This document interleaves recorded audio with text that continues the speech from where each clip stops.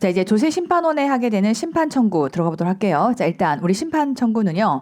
자, 크게 이제 세 가지로 나눌 수 있습니다. 일단 첫 번째는 가장 일반적인 형태가 자, 조세심판관 회의라고 생각하시면 돼요. 그래서 일반적인 형태의 심판 청구는 전부 다 조세심판관 회의를 통해서 결정한다라고 보시면 되는데, 자, 두 번째는 주심 조세 심판관이 단독으로 결정하는 경우가 있습니다. 소위 말하면 소액 사건이라든지 이미 앞단에서 다 결정됐던 그런 판례들이 있다든지 혹은 각하 사유야. 이건 딱 봐도 본안을 들여다볼 필요가 없이 요건에 하자가 있다라고 하는 게 보이면 이 경우는 자, 주심 조세 심판관이 단독 심판하는 경우가 있고요. 자, 그럼 이제 세 번째로 자, 떼거지로 몰려서 심판합니다. 그래서 이제 조세 심판관 합동회의라고 해서 원체 중대 사안에 대해서 지금부터 심판을 해야 한다라고 하게 되면 조세 심판원장과 그리고 상임 비상임 위원들이 합쳐져서 떼거지로 한꺼번에 심판한다라고 생각하시면 되는데, 자, 일단 조세 심판관 회의는 앞서 얘기했던 것처럼 일반적인 경우에 조세 심판관 회의를 거쳐서 결정이 됩니다.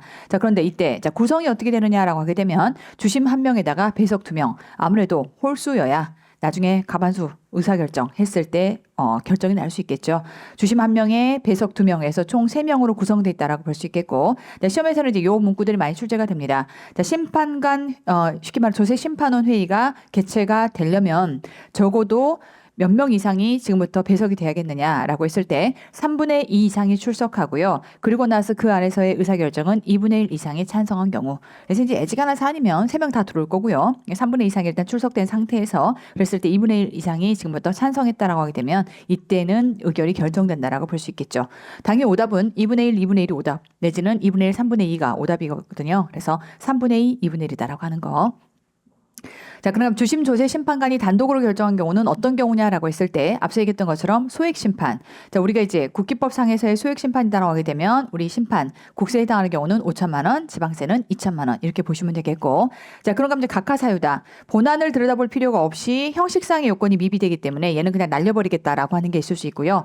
이미 앞단에서 유사 결정 사례가 있다. 그러면 굳이 안에 있는 본안을 들여다볼 필요 없이 똑같은 형태로 결정하면 되겠죠. 자, 그런가 하면 청구 기간이 경과했다. 사실은 국기법에서 따로 얘를 얘기하고 있긴 하지만 청구기간이 경과하면 이때 당연히 극하 사유가 되는 거예요. 이 안에 포함돼서 들어갔어야 됨에도 불구하고 어쨌건 국기법에서는 별도로 따로 명시를 하고 있기 때문에 제가 별도로 따로 내놓은 거지만 어쨌건 모든 각하 사유에 해당하는 것들은 이때 주심 조세 심판관이 단독으로 심판할 수 있다라고 이해하시고, 자, 얘는 어떻게 구성되느냐라고 했을 때 소위 말하면 한 명이기 때문에 주심 한 명으로만 이렇게 구성이 돼 있다. 자, 그런가 하면 조세 심판관 합동회의라고 하는 건 떼거지로 지금부터 중대 사안에 대해서 한꺼번에 같이 심판한다라고 하는 건데, 자, 세법 해석에 중점이 되는 중대 사안 등을 지금부터 다룹니다. 자, 이제 어떻게 구성되어 있느냐라고 하게 되면 자, 조세 심판원장이 일단 배석하고요. 그런가 하면 상임과 비상임이 일단 최소 12명에서 최대 20명 이내로, 그다음에 상임과 비상임은 동수로 갑니다. 그러니까 소위 말하면 상임이 6명이면 비상임도 6명을 데려오는 거예요. 그래서 상임은 조세 심판원 안에 이러한 상임 조세 심판관들이 있습니다. 그런가 하면 비상임이라고 하는 건 사회 이사들을 위촉해서 데리고 오는 거예요. 그래서 이제 심판원 안에 자기네들끼리 짜고 할 수 있는 거니까 사회의 이러한 위원들이 어떻게 생각하는지까지를 같이 의견을 고루 듣고 판단을 하겠다라고 이해하시면 되겠고, 그래서 이제 이게 개정이 작년에 이루어져서 10인에서 20인으로 이렇게 늘어났기 때문에 자, 이런 내용들도 좀 챙겨두시고, 자, 그런가 하면 이제 그러면 개의와 결의는 어떻게 이루어지냐라고 했을 때 똑같이 3분의 2 이상 출석에 2분의 1 이상의 찬성으로 인해서 결과가 이루어진다 이렇게 보시면 되겠고요. 자, 해당 내용들을 골자로 해서 일단 구체적으로 들어가 보자면, 자, 일반적인 형태의 조세 심판관 회의가 심리를 거쳐 결정한다라고 해서 일반 사안을 얘기하고 있고요. 자, 이때 앞서 얘기했던 것처럼 그럼 구성이 어떻게 되느냐 갑니다. 자, 조세 심판원장은 심판 청구가 들어오면요, 이에 관해서 자, 조사와 심리를 담당할 주심 1명, 배석 2명을 지정합니다. 조세 심판원장이 지정을 해줘요. 그럼 이제 한 팀으로 꾸려지는 거죠. 자, 그렇게 해서 조세 심판관 회의를 구성하게 될 거고요. 자, 그래서 여기는 3인이에요. 주심 1명 그리고 배석 2명 이렇게 3인이 구성이 된다라고 보시겠고, 자, 기본적으로 조세 심판관 회의는 공개하지 않는 게 원칙입니다. 하지만 필요하다라고 인정하면 이때는 공개할 수가 있겠다. 있다라고 보시겠고, 자 이제 어떻게 해서 개의 열리고 어떻게 해서 결정이 되느냐라고 했을 때 3분의 2 이상의 출석과 2분의 1 이상의 이러한 과반수 찬성으로 의결이 결정이 된다. 해서 이 내용들도 오답으로 자주 나오니까 잘 기억을 해두시고요. 자 그럼 지금부터 단독 심판. 자 주심 조세 심판관이 지금부터 심리에서 결정할 수 있다라고 해서 다시 한번 원칙이 조세 심판관 회의인데 얘를 거치지 않고 주심 조세 심판관 혼자서 단독으로 결정할 수 있는 사안이다라고 해서 자 지금부터 내용들이 소액 심판인 경우 그럼 소액 심판이라고 하는 건 국세 5천만 원, 지방세 2천만 원이다라고 볼 수 있겠고요. 자, 그러한 소액 심판 그래서 이 5천만 원 미만이면서 플러스 법령 해석에 관한 게 아니다. 그러니까 원칙 금액도 작고 법령을 해석해야 되는 거라면 아무래도 얘는 본안을 좀 들여다보고 가야 되는 거고요. 자, 얘는 법령 해석에 관한 게 아니다. 혹은 유사 청구 사례가 있기 때문에 똑같은 것은 옛날에 이랬으니까 얘도 이렇게 할게라고 얘기할 수 있는 것. 혹은 자, 각하 결정 사유에 해당하는 것들. 근데 이제 3번 외의 각하 결정 사유라고 하는 건 뒤에 가서 이제 다시 아까 얘기했던 것처럼 청구 기간이 경과했어요. 이거 딱 봐도 그냥 숫자만 계산해 봐도 금방 알 수 있는 내용이잖아요. 그거 외의 각하 결정 사유. 그러니까 굳이 또 뭘 그렇게 만드는지 몰라. 그냥 각하 결정 사유 다 그래요라고 하면 되는 건데 얘를 따로 법에서는 이렇게 구분해 놨다. 별 의미는 없고.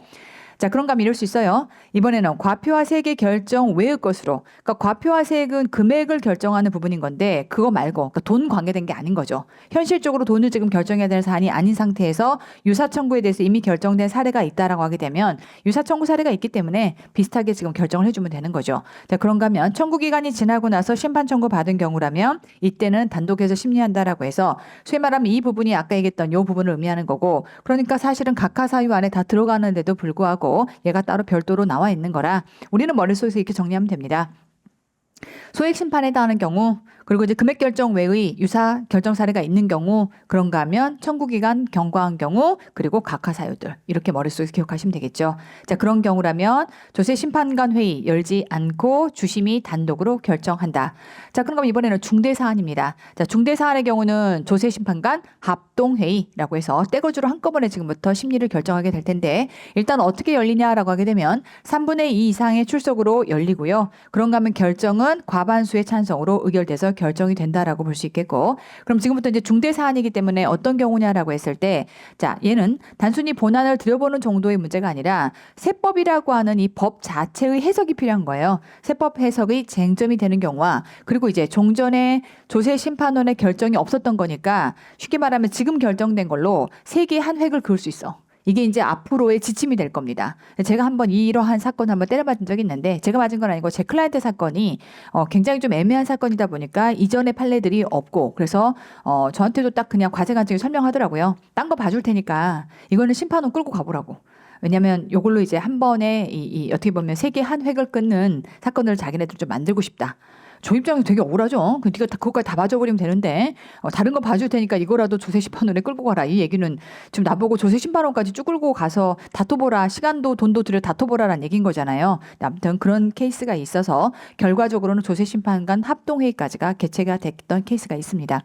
어쨌건 그런 게 있고요. 자, 종전의 조세 심판원에서 한 해법의 해석이나 적용을 지금부터 변경하는 경우라든지 그런가 하면 조세 심판관 회의 간에 어떤 결정의 일관성을 유지하기 위해서 얘는 통일시킬 좀 필요가 있겠다. 이런 것들을 조금 다듬어서 결정할 필요가 있겠다라고 하는 거라든지 자, 국세행정에 중대한 영향을 미칠 것으로 예상이 돼서 국세청장 요청하는 거죠. 이거는 조세심판관 합동회의가 좀 맡아주세요. 너무나 중대 사안이니까 라고 요청한다든지 그랬을 때 자, 조세심판관 회의 개최 통지를 받기 전까지 이러한 심리 요청서를 제출을 해야 되고요. 요청해놓고 나서 생각해보니까 국세청장이 괜히 했네. 우리가 질 것 같아. 처리할래. 안 되는 거예요. 요청했으면 이미 이제 조세 심판관 합동회의가 지금 개최됐으면 좋겠어요라고 딱 들어오는 순간 인원을 구성하는 거죠. 상임위원이 누구고 비상임을 누구를 넣어야겠다라고 하는 것들을 지금 설계를 하고 있는 중인 건데 갑자기 철회를 요청한다? 있을 수 없는 일이에요. 넣었으면 끝이다라고 하는 것들도 문구 나올 수 있으니까 조심하시고. 자, 그다음 아까 얘기했던 것처럼 이런 결정이 앞으로 국세 행정이라든지 납세자의 권리 의무에 중대한 영향을 미칠 거다라고 예상이 되면 이 모든 내용들이 지금 공통적으로 얘기하고 있는 게 뭐냐면 해석, 중대한 사안. 됐죠? 해석, 해석이 필요하다. 그리고 중대한 사안이다라고 하는 모든 내용들은 조세심판관 합동회의를 개최합니다. 자, 이때 조세심판관 합동회의 들어가는 거 일단 조세심판 원장이 들어가요. 원체 중요하니까. 자, 그리고 이제 안에서 상임과 비상임이 들어갈 텐데 갑니다. 조세심판원장이 회의마다 지정하는 12명 이상 20명 이내의 상임과 비상임으로 들어갈 거고요. 상임과 비상임은 동수입니다. 상임 조세심판관과 동수로 비상임이 들어간다. 왜냐면 이제 상임은 조세심판관 안에 소속돼 있는 분들이죠. 그러니까 자기네끼리 짜고 칠 수도 있어. 그럼 이제 기울어진 운동장이 돼버릴 수 있으니까 비상임을 같이 넣어서 이때 이제 반반 넣으면 어떻게 보면 반반 똑같이 6대6이 나왔을 때는 최종적으로 조세심판원장이 결정함으로써 과반 이상의 결정이 되게끔 이렇게 구성이 되어 있다라고 보시겠고. 자, 그런가 하면 이제 이 안에서 이러한 임기는 어떻게 될 거냐라고 하게 되면 기본적으로 임기는 3년입니다. 3년이에요. 이제 숫자 가지고 장난 많이 하니까 조심하시고. 자, 그런가 하면 이때 상임에 대해서는요. 둘 다 한 차례씩. 상임도 비상임도 한 차례씩. 대신에 상임은 한 차례만 중임할 수 있으니까 그러면 상임은 두 번째 중임은 안 된다는 거죠. 두 번째 중임은 안 된다는 걸 의미하는 건 무슨 얘기냐면 중임은 또 그 직을 막을 수 없다는 얘기요. 또 그 직을 맡을 수가 없다. 자, 근데 이제 비상임은 연임이 안 되는 거예요. 그럼 연임이 안 된다는 것과 중임이 안 된다는 것을 좀 구분하셔야 되는데 중임은 다시는 그 직책을 못 맡는 거예요. 한 번은 되는데 그다음 못 맡는 거야. 한 차례만 중임할 수 있다라고 했잖아요. 그러니까 내가 올해 한 번 맡았어. 3년 뒤에 한 번 더 맡았어.까진 괜찮아. 근데 그 다음번에 또 다시 맡는 건 안 되는 거야. 근데 연임을 지금 한 차례만 연임할 수 있다는 얘기는 이거죠. 내가 지금 3년 동안 했고 비상임 했고 그리고 나서 연임해서 비상임 했어요. 자, 그러면 그 다음번에 연임은 안 돼. 근데 연임은 안 되는데 나 중임은 되는 거네? 오케이, 맞아요. 그래서 3년 턴 뛰고 다시 뭐 할 수 있어요? 중임은 할 수 있는 거예요. 이거 돼요? 그래서 쭉 연속해서 쉽게 말하면 한 차례만 연임할 수 있으니까 쭉 연속해서 6년까지 하고 나서는 9년을 갈 수는 없는 거지만 한 번 쉬고 나면 중임은 가능하겠지. 이렇게 해석이 되는 겁니다.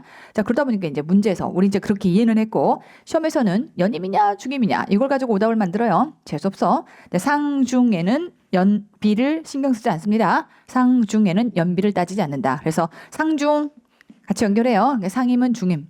상임은 한 차례만 중임할 수 있다라고 보시겠고 연비, 비상임은 이때 한 차례만 연임할 수 있다. 이렇게 갑니다. 상중에는 연비를 따지지 않는다. 그럼 상중이야. 너무나 슬프고 힘든 중에 연비 따지고 앉아있고 이러면 안 되는 거예요.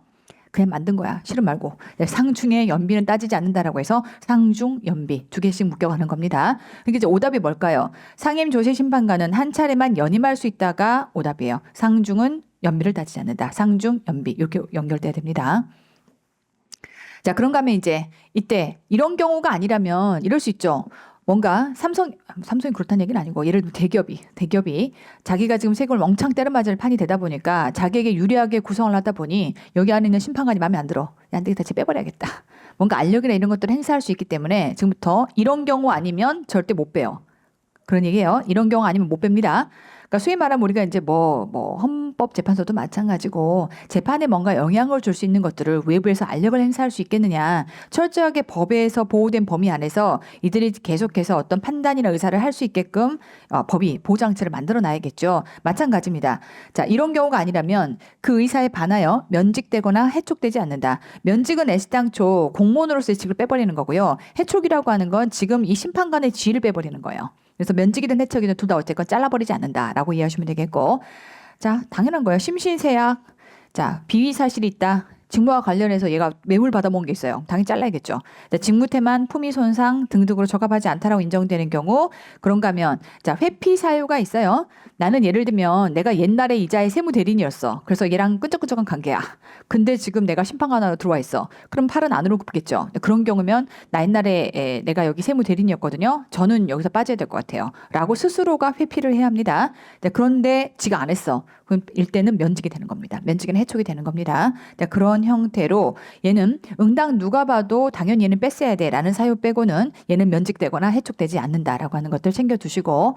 자, 이제 우리 앞단에서요. 이미 5천만 원이라고 하는 소액 심판이 언제 등장했었냐면 방금 얘기했던 것처럼 소액 심판이라면 소액 심판만으로 단독이 들어가는 건 아니지만 소액 심판이면서 예를 들면 뭐 각하 사유라든지 소액 심판이면서 이전에 판례가 있었다든지 이런 경우라면 단독 심판이 되는 거죠. 자, 그래서 소액 심판으로 그래서 국세는 5천만 원, 지방세는 2천만 원. 자, 조세 심판관 회의 심리를 거치지 않고 주심 조세 심판관이 심리해서 결정할 수 있는 그 금액이 지금 소액 심판 5천만 원, 2천만 원 이렇게 들어가 있다라고 하는 거고요. 언제 한번 등장했냐면 대리인 규정에서. 오정화 남편의 세무에 대해서 오정화가 대리할 수 있겠느냐라고 했을 때 이게 소액 사건이면은 오정화가 대리할 수 있다라고 했죠. 배우자가 대리가 가능하고 우리 사촌 오빠가 예를 들어서 지금 조세 쟁송에 걸렸을 때 내가 대리할 수 있습니다. 그런 얘기예요. 소액 사건으로 배우자 사촌인의 혈족 그리고 그 배우자의 사촌인의 혈족을 대리인으로 선임할 수 있는 그런 불복 청구 금액할 때 소액 사건이라고 해서 5천만 원, 지방세 2천만 원 이렇게 등장했었다. 챙겨두시면 좋을 것 같고. 네, 이제 시험에서는 제척, 회피, 기피라고 하는 이 세 가지의 이런 법률상의 개념을 가지고 지금부터 오답을 냅니다. 제척이라고 하는 거는 제 빼버려라는 거예요. 얘는 빠져야 돼요. 자, 갑니다. 심판 관여로서부터 지금 제척된다라고 하는 건 법상 얘는 들어가면 안 되는 거예요. 쉽게 말하면 지금 심판원인데 안에 심판원에 있는 지금 이러한 심판관인데 자, 이런 문제가 있는 거죠. 심판 청구인 또는 대리인이었던 경우. 될까요? 심판 청구인 자체가 심판 청구인이었거나 대리인이었다라고 하게 되면 이때는 대리인이거나 대리인이었던 경우 이거 전부 다 빠져야 되는 거예요. 왜 이런 문제가 생기냐면 지금 예를 들면 내가 지금 이러한 불복 청구인의 대리인이야. 원래 세무 대리를 내가 하고 있어. 근데 갑자기 내가 사회이사로 발족됐어. 얘가 내 비상임으로 발족된 거야. 아, 그럼 나는 안 되는 거죠. 비상임이 될 수가 없는 거예요. 얘 대리인인데 내가 가서 심판을 하고 있으면 어떻게 돼? 말이 안 되는 거잖아요. 그런 의미입니다. 자, 그런가 하면 이제 그 사람의 친족, 사용인이거나 친족 사용이었던 경우 몇 년? 5년 이내. 아시겠죠? 5년 이내에 그들의 친족이나 혹은 그 안에 직원이었어요. 그럼 안 되는 거죠. 예를 들면 우리 제 세무회계 컨설팅 안에 있는 저의 밑에 있는 세무사님이 지금 사회이사로 발족됐어. 그래서 비상임으로 들어간대. 안 되는 거예요. 내가 지금 여기를 대리하고 있을 때는. 그런 얘기입니다. 당연한 얘기가 되겠고 자, 불복 대상이 되는 처분이라든지 그러한 이의 신청에 관해서 증언이나 감정을 했다. 뭐 어쨌건 얘도 파리 안으로 굽을 수밖에 없어요. 아니 되는 것이고 마찬가지로 5년입니다. 5년 이내 불복 대상이 되는 처분이나 처분에 대한 이의 신청 그 기초가 되는 그러한 세무조사에 관여했던 사실이 있다. 당연히 안 되는 것이고 그런가 하면 5년 이내에 전부 다 이러한 법인이나 단체에 속했다라고 하는 것들 볼까요? 왜 5년일까요? 대부분의 경우가 세무조사 때문에 끌려오거든요. 그럼 보통 세무조사에 해당하는 건 국세부가 제척 기간이 기본 몇 년이에요? 5년이죠. 그러니까 조사가 제대로 세게 들어가면 5년치가 다 조사가 들어갑니다. 그래서 지금의 사건을 기준으로 5년 아니면 5년 안에 지금 연관된 사람들 다 이렇게 끌려 들어올 수 있거든요. 그래서 5년이라는 척도를 두고 있다라고 보시겠고 그런가 하면 심판 청구에 또는 대리인의 업무를 관여하거나 관여했던 경우다라고 해서 이 모든 경우라면 제척 사유가 됩니다. 다시 한번 제척은 딱 봐도 법에서 이자들은 빼버려야 되는 거예요. 여기다 넣으면 안 되는 거예요. 얘는 이제 법이 판단해서 지금부터 빼겠다라고 하는 것이고 그런가 회피는 스스로 심판관 쉽게 말하면 비상임으로 내가 위촉됐는데 스스로 저는 안 돼요. 저 대리인이거든요. 저는 안 돼요. 그리고 저는 안 돼요. 왜냐하면 저희 직원이 뭐 어쩌고저쩌고 친인척 관계예요. 안 돼요. 이렇게 해서 스스로 지금 피하는 거예요. 그러니까 회피는 스스로 피하는 겁니다. 자, 조세 심판관은 자신에게 제척의 원인이 있을 때는 주심 조세 심판관 또는 배석 조세 심판관을 지정해서 회피해야 된다. 스스로. 저는 안 돼요. 스스로 회피하는 겁니다. 그래서 머릿속에 스스로 회피. 앞에는 법이 제척하는 것이고 얘는 스스로 회피하는 것이고 자, 그런가 하면 이번에는 기피 신청은 뭐냐면 기피는 신청하는 거거든요. 만약에 불복 청구인이 딱 봤더니 오라? 지금 저기 비상임으로 앉아있는 내가 내 100년지기 왼수야. 얘는 호시탐탐 나만 죽이려고 하는 애인데 지금 제가 저기 앉아있네. 야, 이거 너무 불리해 라고 하는 거예요. 쟤 빼주세요. 쟤는 안 돼요. 나랑 100년지기 왼수예요 라고 하는 거를 불복 청구인이 신청할 수 있어요. 아시겠죠? 얘는 기피 신청이라고 얘기합니다. 스스로 회피, 기피 신청. 신청은 누가 한다? 불복 청구인이 신청하는 거예요. 스스로 회피, 기피 신청. 그러니까 이제 그런 내용들을 바꾸어서 시험에 출제가 나올 거니까 담당 조세 심판관, 심판 조사관 등에게 공정한 심판을 기대하기 어려운 사정이 있다라고 인정이 되면 심판 청구인은 그러한 기피를 신청할 수 있다. 심판 청구인의 신청에 따라서 얘가 빠지게 되는 겁니다. 법상 제척, 스스로 회피, 기피 신청. 되죠? 법상 제척, 스스로 회피, 기피 신청. 이렇게 외워 가셔야 돼요. 안 그러면 나왔을 때 되게 헷갈립니다. 자, 그러면 이때 조세 심판관이라든지 내지는 이러한 지정이나 변경 통지를 받은 날로부터 일주일 안에 무슨 얘기냐면 상임과 비상임이 누구로 지정됐는지가 일단 날라옵니다. 심판관 회의 개최되기 전에. 그거 딱 봤더니 오라? 내 백년지기 왼수가 앉아있네? 그럼 얘 빼주세요라고 하는 걸로 지금부터 이제 기피 신청을 하는 거예요. 자, 그러면 그랬을 때 일주일 이내에 문서로 신청할 것이고, 그러네. 얘네가 둘이 지금 같이 붙어 있으면 안 되겠네. 라고 해서 신청의 이유가 있다면 그때는 기피 신청을 승인을 해야 된다. 되죠? 자, 그 정도 보시겠고. 자, 그런가 하면 이제 사건을 이렇게 볼게요. 소위 말하면 이제 오정화와 관련된 원래 우리가 세무조사할 때 법인세, 소득세 혹은 증여세가 만약에 관련이 된다. 그럼 세 가지를 다 해서 통합조사하는 것을 기본 원칙으로 갑니다. 자, 근데 이제 사건이 각각이 이렇게 법인세 해당하는 거 따로, 소득세 해당하는 거 따로, 증여세 해당하는 거 따로따로 있을 수 있는데 예를 들면 법소가요. 원인되는 이러한 사건 자체가 하나였고 거기에서 법소가 나온 거다. 당연히 뭐 할 수 있어요. 얘는 병합할 수 있겠지. 근데 증여세는 또 그와 별개의 사건이라면 얘는 또 뭐 할 수 있냐면 분리할 수도 있는 겁니다. 그러니까 뭉칠 수도 있고 째질 수도 있고. 자, 갑니다. 심판 청구는 각각 개별적으로 심리함이 원칙이지만 다시 한번 하나씩 가는 게 원칙이에요. 근데 뭉칠 수도 있고 째질 수도 있고. 자, 그래서 심판관은 필요하다라고 인정이 되면 여러 개의 심판 사항을 병합하거나 병합된 심판 사항을 여러 개의 심판 사항으로 분리할 수도 있습니다.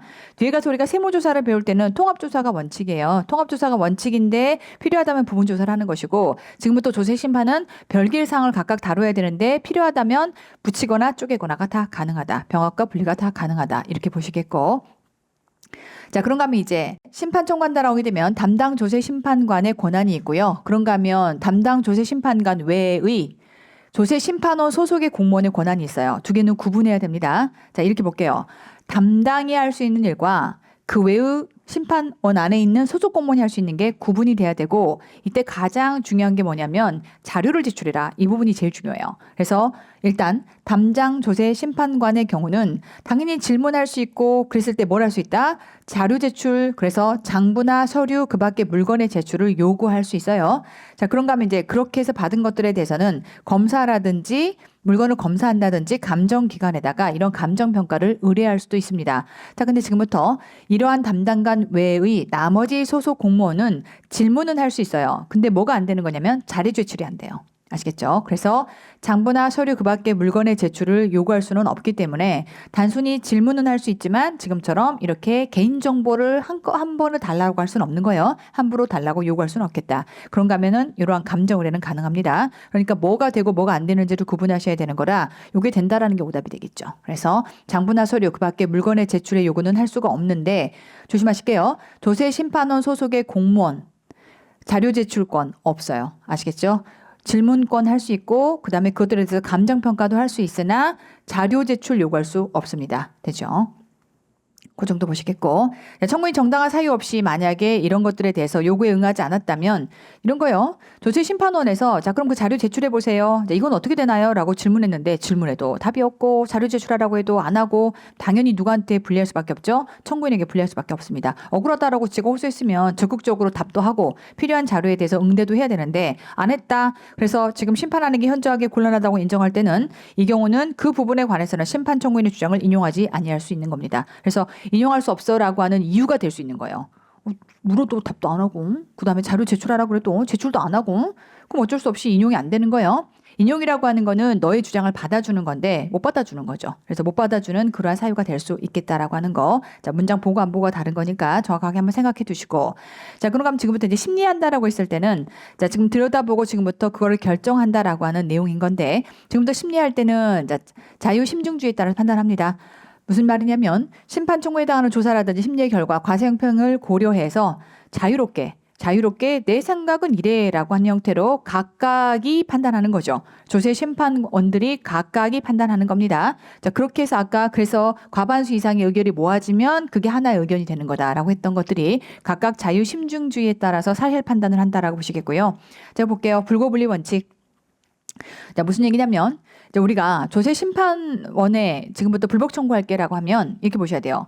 얘는요. 권리구제 절차예요. 그러니까 지금 납세자가 이보다 더 지금 뭔가 들여다봤더니 원래는 안 드러났던 사항까지도 드러나서 내가 더 센 처분을 받으면 어떡하지라고 불안할 필요가 있다 없다. 없어요. 근데 납세자한테 아니 너무 이거 억울한데요. 우리 불복 한번 들어가 보시죠. 라고 제가 얘기를 하면 아니 그것도 불복 들어가면 지금 안 걸린 것까지 다 드러나면 어떡해요.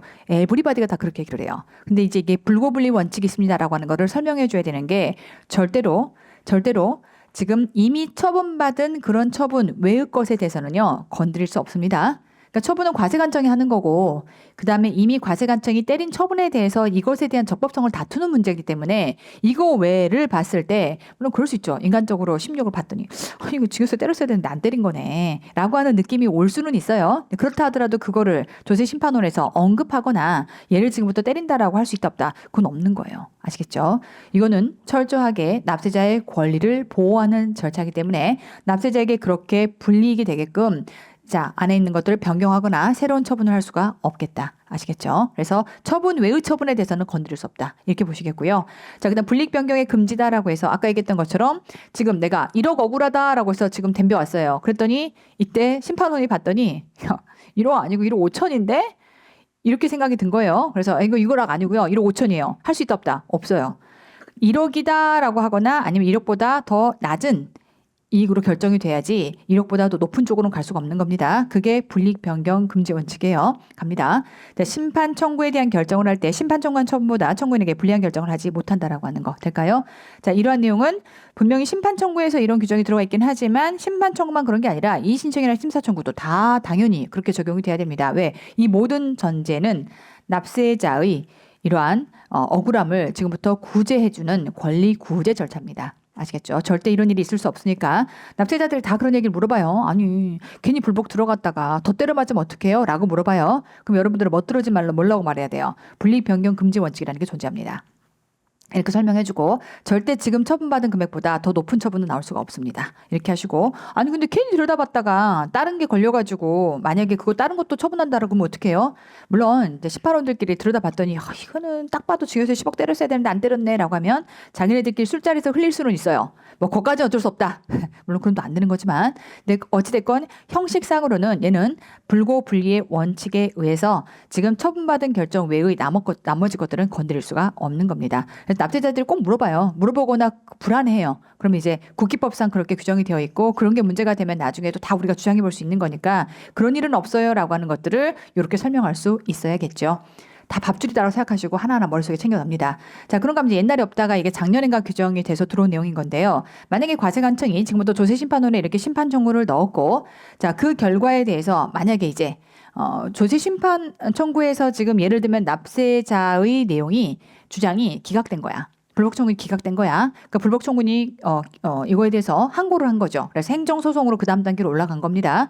자, 그러고 나면 이제 행정 소송에서 어떤 결과가 나왔을 텐데, 그러면 이제 그 최종적인 결과가 이렇게 과세관청한테 기각이라는 결과가 나올 수도 있고 인용이라는 결과가 나올 수도 있어요. 납세자 주장이 옳다, 그르다라는 두 가지 중에 뭔가가 나올 수 있어. 자, 근데 그 사실을 누가 업데이트하고 있어야 돼요? 조세심판원이 업데이트를 하고 있어야 앞으로 유사 사건이 생겼을 때 행정심판에서 최종적으로 때린 거하고 딴소리 안 하고 똑같은 형태의 처분이 떨어질 수 있게끔 조세심판원이 업데이트를 하고 있어야겠죠. 그래서 이제 그 법이 딱 만들어진 거예요. 이렇게 해서 행정심판에서 지금 처분받은 결과가 있다면 이러한 부분에 대해서 반기가 끝나고 그 다음 15일까지 이렇게 공유해서 좀 알려다오라고 하는 규정이 들어온 겁니다. 갑니다. 국세청장, 지방국세청장, 세무서장은 소위 말하면 지금 과세관청을 의미하는 거죠. 그들은 심판 청구를 거쳐서 행정소송에 따른 항고소송으로 제기된 사건에 대해서 그 내용이나 결과 등 다음의 사항 등을 반기마다 그 다음 달 15일까지 조세심판원장에게 좀 알려줘라. 그래야 나중에 유사 사건이 들어왔을 때 조세심판원장이 여기서 처분된 내용하고 완전히 딴소리하는 처분을 해버리면 결국은 납세자 입장에서 또다시 이렇게 항고로 행정소송으로 반드시 올라가 버려야 되는 불편함을 막아주기 위해서 얘가 이미 내용을 알고 있어야 똑같은 처분을 할 수 있겠죠. 그런 형태로 업데이트를 좀 해달라라고 하는 규정이고요. 그랬을 때 이제 어떤 소송이 제기가 됐고 어떤 사건을 어떻게 처리했고 그 결과가 무엇이냐 그리고 그에 따른 판결문 사본까지도 일단 공유 좀 해다오라고 하는 것들을 이렇게 국기법에서 넣어놨다라고 보시면 되겠고요. 자, 여기까지가 우리 조세 불복 제도와 관련된 모든 내용이고, 자, 관련된 문제 풀어보도록 하겠습니다. 자, 이제 조세 불복 제도 8단원 지금부터 객관식 문제풀이 진행합니다. 딱 보셔도 굉장히 빈출된 주제다라고 볼 수 있겠고요. 해당 내용은 이제 우리가 앞으로 회계사나 세무사로 사는 데 있어서 굉장히 중요한 주제이기도 합니다. 앞서 얘기했던 것처럼 돈은 여기서 벌어요. 불복에서 보통 많은 수익이 생깁니다. 그러다 보니까 이 모든 절차들을 정확하게 잘 이해하고 있느냐라고 하는 게 아주 격하게는 나의 밥줄이다라고 생각하시면 돼요. 자, 어쨌건 뭐 일단은 시험이 통과가 돼야 되니까 이제 일단 문제부터 보실게요. 자, 불복 청구에 대한 설명으로 옳지 않은 거 들어가 있고요. 자, 이제 첫 번째부터 갑니다. 2차 납세 의무자로서 납부 통지서를 받은 자까지 끊고, 자, 우리는 2차 납세 의무자로서 납부 통지서를 받은 자는 이해관계자다라고 얘기하죠. 자, 불복 청구를 누가 할 수 있느냐라고 했을 때 당사자와 이해관계자 둘 다 할 수 있고요. 그랬을 때 이해관계자다라고 하게 되면 우리 보충적 납세 의무를 지는 자, 그래서 2차 납세 의무자와 그리고 양도담보권자의 물적 납세 의무 그리고 보증인 이 모든 자들은 지금 2차적으로 이게 보충해서 이런 납세 의무를 져야 되는 자로서 이해관계인이라고 볼 수 있는 거죠. 자, 본래 납세 의무자에게 부과된 종합소득세 부과처분의 취소를 구하는 심판 청구를 할 수 있겠다. 그렇죠, 맞습니다. 두 번째는 납세 보증인, 마찬가지로 이해관계인이다라고 볼 수 있겠고, 본래 납세 의무자에게 부과된 상속세 부과처분의 취소를 구하는 심판 청구를 할 수 있다. 맞는 내용이 되겠고요. 자, 이제 세 번째 갑니다. 자, 국세청장의 과표의 조사 결정에 따른 처분에 대해서 불복하려고 하는 자까지 끊고 보실게요. 자, 일단. 자, 국세청장이 조사 결정을 했어요. 최종 보수가 결정한 사안인 거네. 자, 근데 우리는 뒤에 가서 이의신청 누구에게 하는 거죠? 관할 세무서장 내지는 지방국세청장에게. 그러면 말단 보수와 중간 보수에게 지금부터 이의신청을 해야 되는데 최종 보수가 결정한 사항을 이들에게 뒤집을 수 있다 없다? 없어요. 해서 이 경우는 이의신청 배제 사유가 됩니다. 그래서 이런 경우는 지금부터 이의신청할 수가 없는 겁니다. 자, 그런데 문구를 보시면 자, 그래서 이의신청을 거친 후 또는 이의신청을 거치지 않고 제기할 수 있다.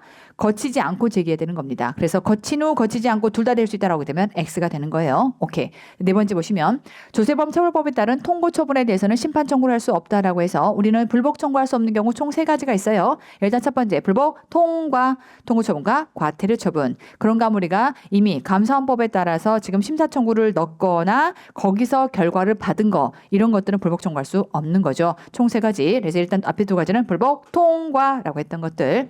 맞는 내용이 되겠고 5번 보시면 자, 법인세법에 따른 소득처분으로 소득금액 변동 통지를 받은 법인은 해당 소득처분의 취소를 구하는 심판 청구를 할 수 있다라고 해서 자, 일단 맞는 내용입니다. 자, 해당 내용들을 지금부터 조금 더 디테일하게 설명해 보자면 이 부분은 우리 이제 앞에 이제 한정판 안에 있는 소득세법의 내용 안에 있는 것들을 제가 지금 끌고 안 본 거고요. 이렇게 보실게요.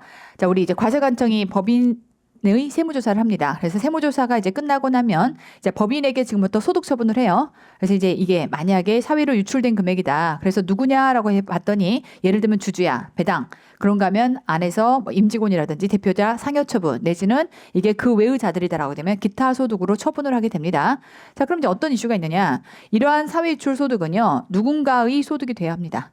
누군가의 소득이 돼야 되다 보니까 일단은 이렇게 세무조사의 결과 해당 내용들을 소위 말하면 입금 산입 내지는 송금 불산입으로 일단 때렸을 때 그 부분에 해당하는 것들에 대해서 부과가 돼야 되는 이 소득 처분자들에 대한 이러한 소득금액 변동 통지서를 자, 법인에게 이때 이렇게 15일 이내에 소득금액 변동 통지서를 보내주게끔 돼 있어요.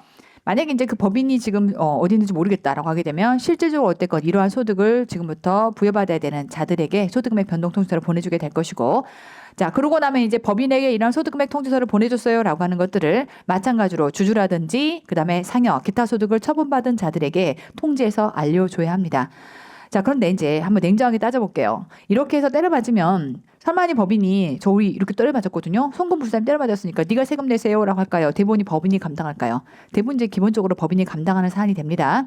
자, 그리고 이 원뿌리가 법인세의 세무조사 과정에서 송금 불산입 처분이 되다 보니까 이자의 소득으로 지금 귀결돼서 들어온 거지 얘는 이자의 소득세를 조사하다가 들어온 게 아닌 거예요. 얘는 법인세의 조사 과정에서 들어온 겁니다. 자, 그러다 보니까 어쨌건 이렇게 처분받은 거 억울해라고 하게 되면 이렇게 처분받은 거 억울해라고 하는 게 소위 말하면 이자가 주장할 수 있느냐? 그렇지 않아요. 얘는 법인세의 그 항목이 사회유출이다라고 해서 송금불산입 사회유출로 소득 처분을 받다 보니까 나온 거라서 지금 억울해라고 하는 것은 누가 주장할 수 있는 거냐면 이렇게 법인 자체가 불복 청구로 주장할 수는 있겠으나 이렇게 소득 처분받은 자인 이 자가 불복 청구로 주장할 수는 없겠다라고 하는 거 아시겠죠? 이런 내용들 잘 챙겨두시고 자, 그 내용이 이제 우리 한정판 안에 가보면 이렇게 정리가 들어가 있죠. 제가 페이지 넣어놨으니까 있으니까 한정판과 함께 같이 보시면 좋을 것 같고요. 이미 우리가 소득세법 하면서 한번 정리를 했던 내용이긴 합니다. 일단 보시면 법인세에 의해 세무서장이라든지 지방국세청장이 법인소득 금액을 결정 경정할 때라고 하는 건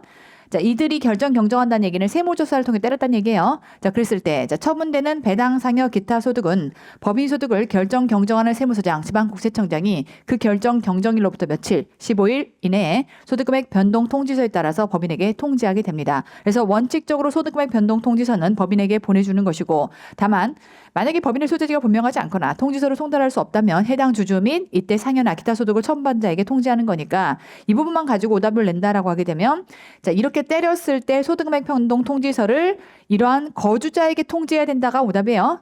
원칙은 어디? 법인한테 주는 것이고 법인한테 줬다는 사실을 거주자에게 통지하는 겁니다. 아시겠죠? 그런데 거주자한테 줄 수밖에 없는 경우는 법인의 소재지가 분명하지 않거나 송달할 수 없는 경우에는 그랬을 때는 거주자에게 통지하는 거죠. 그래서 원칙이 뭐고 예외가 뭔지를 구분해서 좀 기억을 하셔야겠고, 자, 그런가 하면 세무서장이나 지방국세청장이 그러한 소득금액 변동 통지서를 지금부터 통지했다라는 사실을 해당 주주 또는 상여나 기타 소득을 처분을 받은 자에게 알려야 된다라고 해서 아까 얘기했던 것처럼 원칙적으로 법인에게 통지하고 그랬다는 사실을 이렇게 거주자에게 알리면 되겠다. 그런데 조심하실 건 소득금액의 변동 내용은 포함하지 않아요. 그러니까 어떤 걸 알려주는 거냐면 궁금하면 법인한테 물어봐. 이런 거예요. 법인에게 소득금액 변동 통지서 보냈으니까 궁금하면 가서 물어봐 라는 형태로만 보내는 것이다. 형식적으로. 왜? 어차피 금액이 어떻게 달라졌냐라고 하는 건 법인에서 송금불산입 사유출로 때려맞다 보니까 생긴 거예요. 그럼 이 모든 원뿔에 대한 이 금액에 대한 부분에 예를 들면 불복 청구하겠다라고 해서 주장하는 것도 누구만 할 수 있는 거다? 법인만 할 수 있는 겁니다. 자, 그래서 갑니다. 소득금액 변동 통지에 대한 취소 소송의 제기 여부가 누가 가능하겠는가라고 했을 때 소득금액 변동 통지는 원천징수 의무자인 법인에게 행한 조세 행정 처분이기 때문에 법인은 취소 소송 개의가 가능하지만 법인은 가능해요. 그러나 소득 처분의 귀속자인 개인에 대해서는 자, 그렇게 변동됐다라고 하는 사전에 통보하는 이런 통보의 통지 행위에 불과하기 때문에 자, 조세 행정의 처분으로 볼 수 없기 때문에 불복의 대상이 될 수가 없겠다라고 하는 거 구조하시겠죠. 우리가 해당 내용을 우리 소득세법의 한정판 내용 정리하면서 한번 했던 내용이긴 한데 이 내용과 같이 지금 불복 내용이 나오다 보니까 같이 연결해서 여러분들이 정리를 좀 해보시면 좋을 것 같고요. 자, 그렇게 해서 다시 한번 아까 얘기했던 마지막 5번 사항은 법인은 심판 청구할 수 있습니다. 그런데 때려맞은 거주자인 개인은 할 수가 없는 것이다. 이렇게 정리할 수 있겠죠. 자, 2번 마저 갑니다. 자, 국기법상 이의신청, 심사청구, 심판청구에 대한 설명이다. 옳지 않은 것 문제에서 묻고이고요. 1번 보시면 자, 국기법 세법에 따른 동일한 처분에 대해서는 다 그러한 처분에 대해서 심사와 심판을 중복할 수 있다 없다. 없다 했어요. 둘 중에 하나의 트랙을 따라가야 되는 겁니다. 중복할 수 없다라고 했으니까 맞는 내용이 되겠고, 자, 국기법 세법에 따른 처분이 국세청장의 감사 결과의 시정 지시에 따른 처분이라면까지 끊고 볼게요. 국세청장의 감사 결과라면 이의신청 배제가 된다라고 했으니까 이의신청 거치지 않고 다이렉트로 뭘 가면 돼요? 심사나 심판으로 들어가시면 되겠죠. 하여 처분에 대해서 심사 청구, 심판 청구에 앞서 이의신청을 할 수 있다 없다? 없다. 되죠? 이의신청 배제가 됩니다. 자, 이의신청, 심사청구, 심판청구는 세법에 특별한 규정이 있는 것을 제외하고는 이때 해당 처분의 집행의 효력에 영향을 미치지 않는다. 그렇죠? 쭉 지금 납부고지 한방 독촉까지 갔고 이제 압류 들어갈 판이야. 불복 청구 들어갔다고 압류가 멈출 거냐? 멈추지 않아요. 그런데 조심하실 건 자, 이때 예를 들면 납부고지까지 했고 그 다음 독촉 단계도 갈 것이고 압류 단계도 가. 근데 뭐는 안 가? 공매는 안 해. 팔아버리면 사랑하는 소순이는 못 들어와. 그런데 사과가 썩고 있어.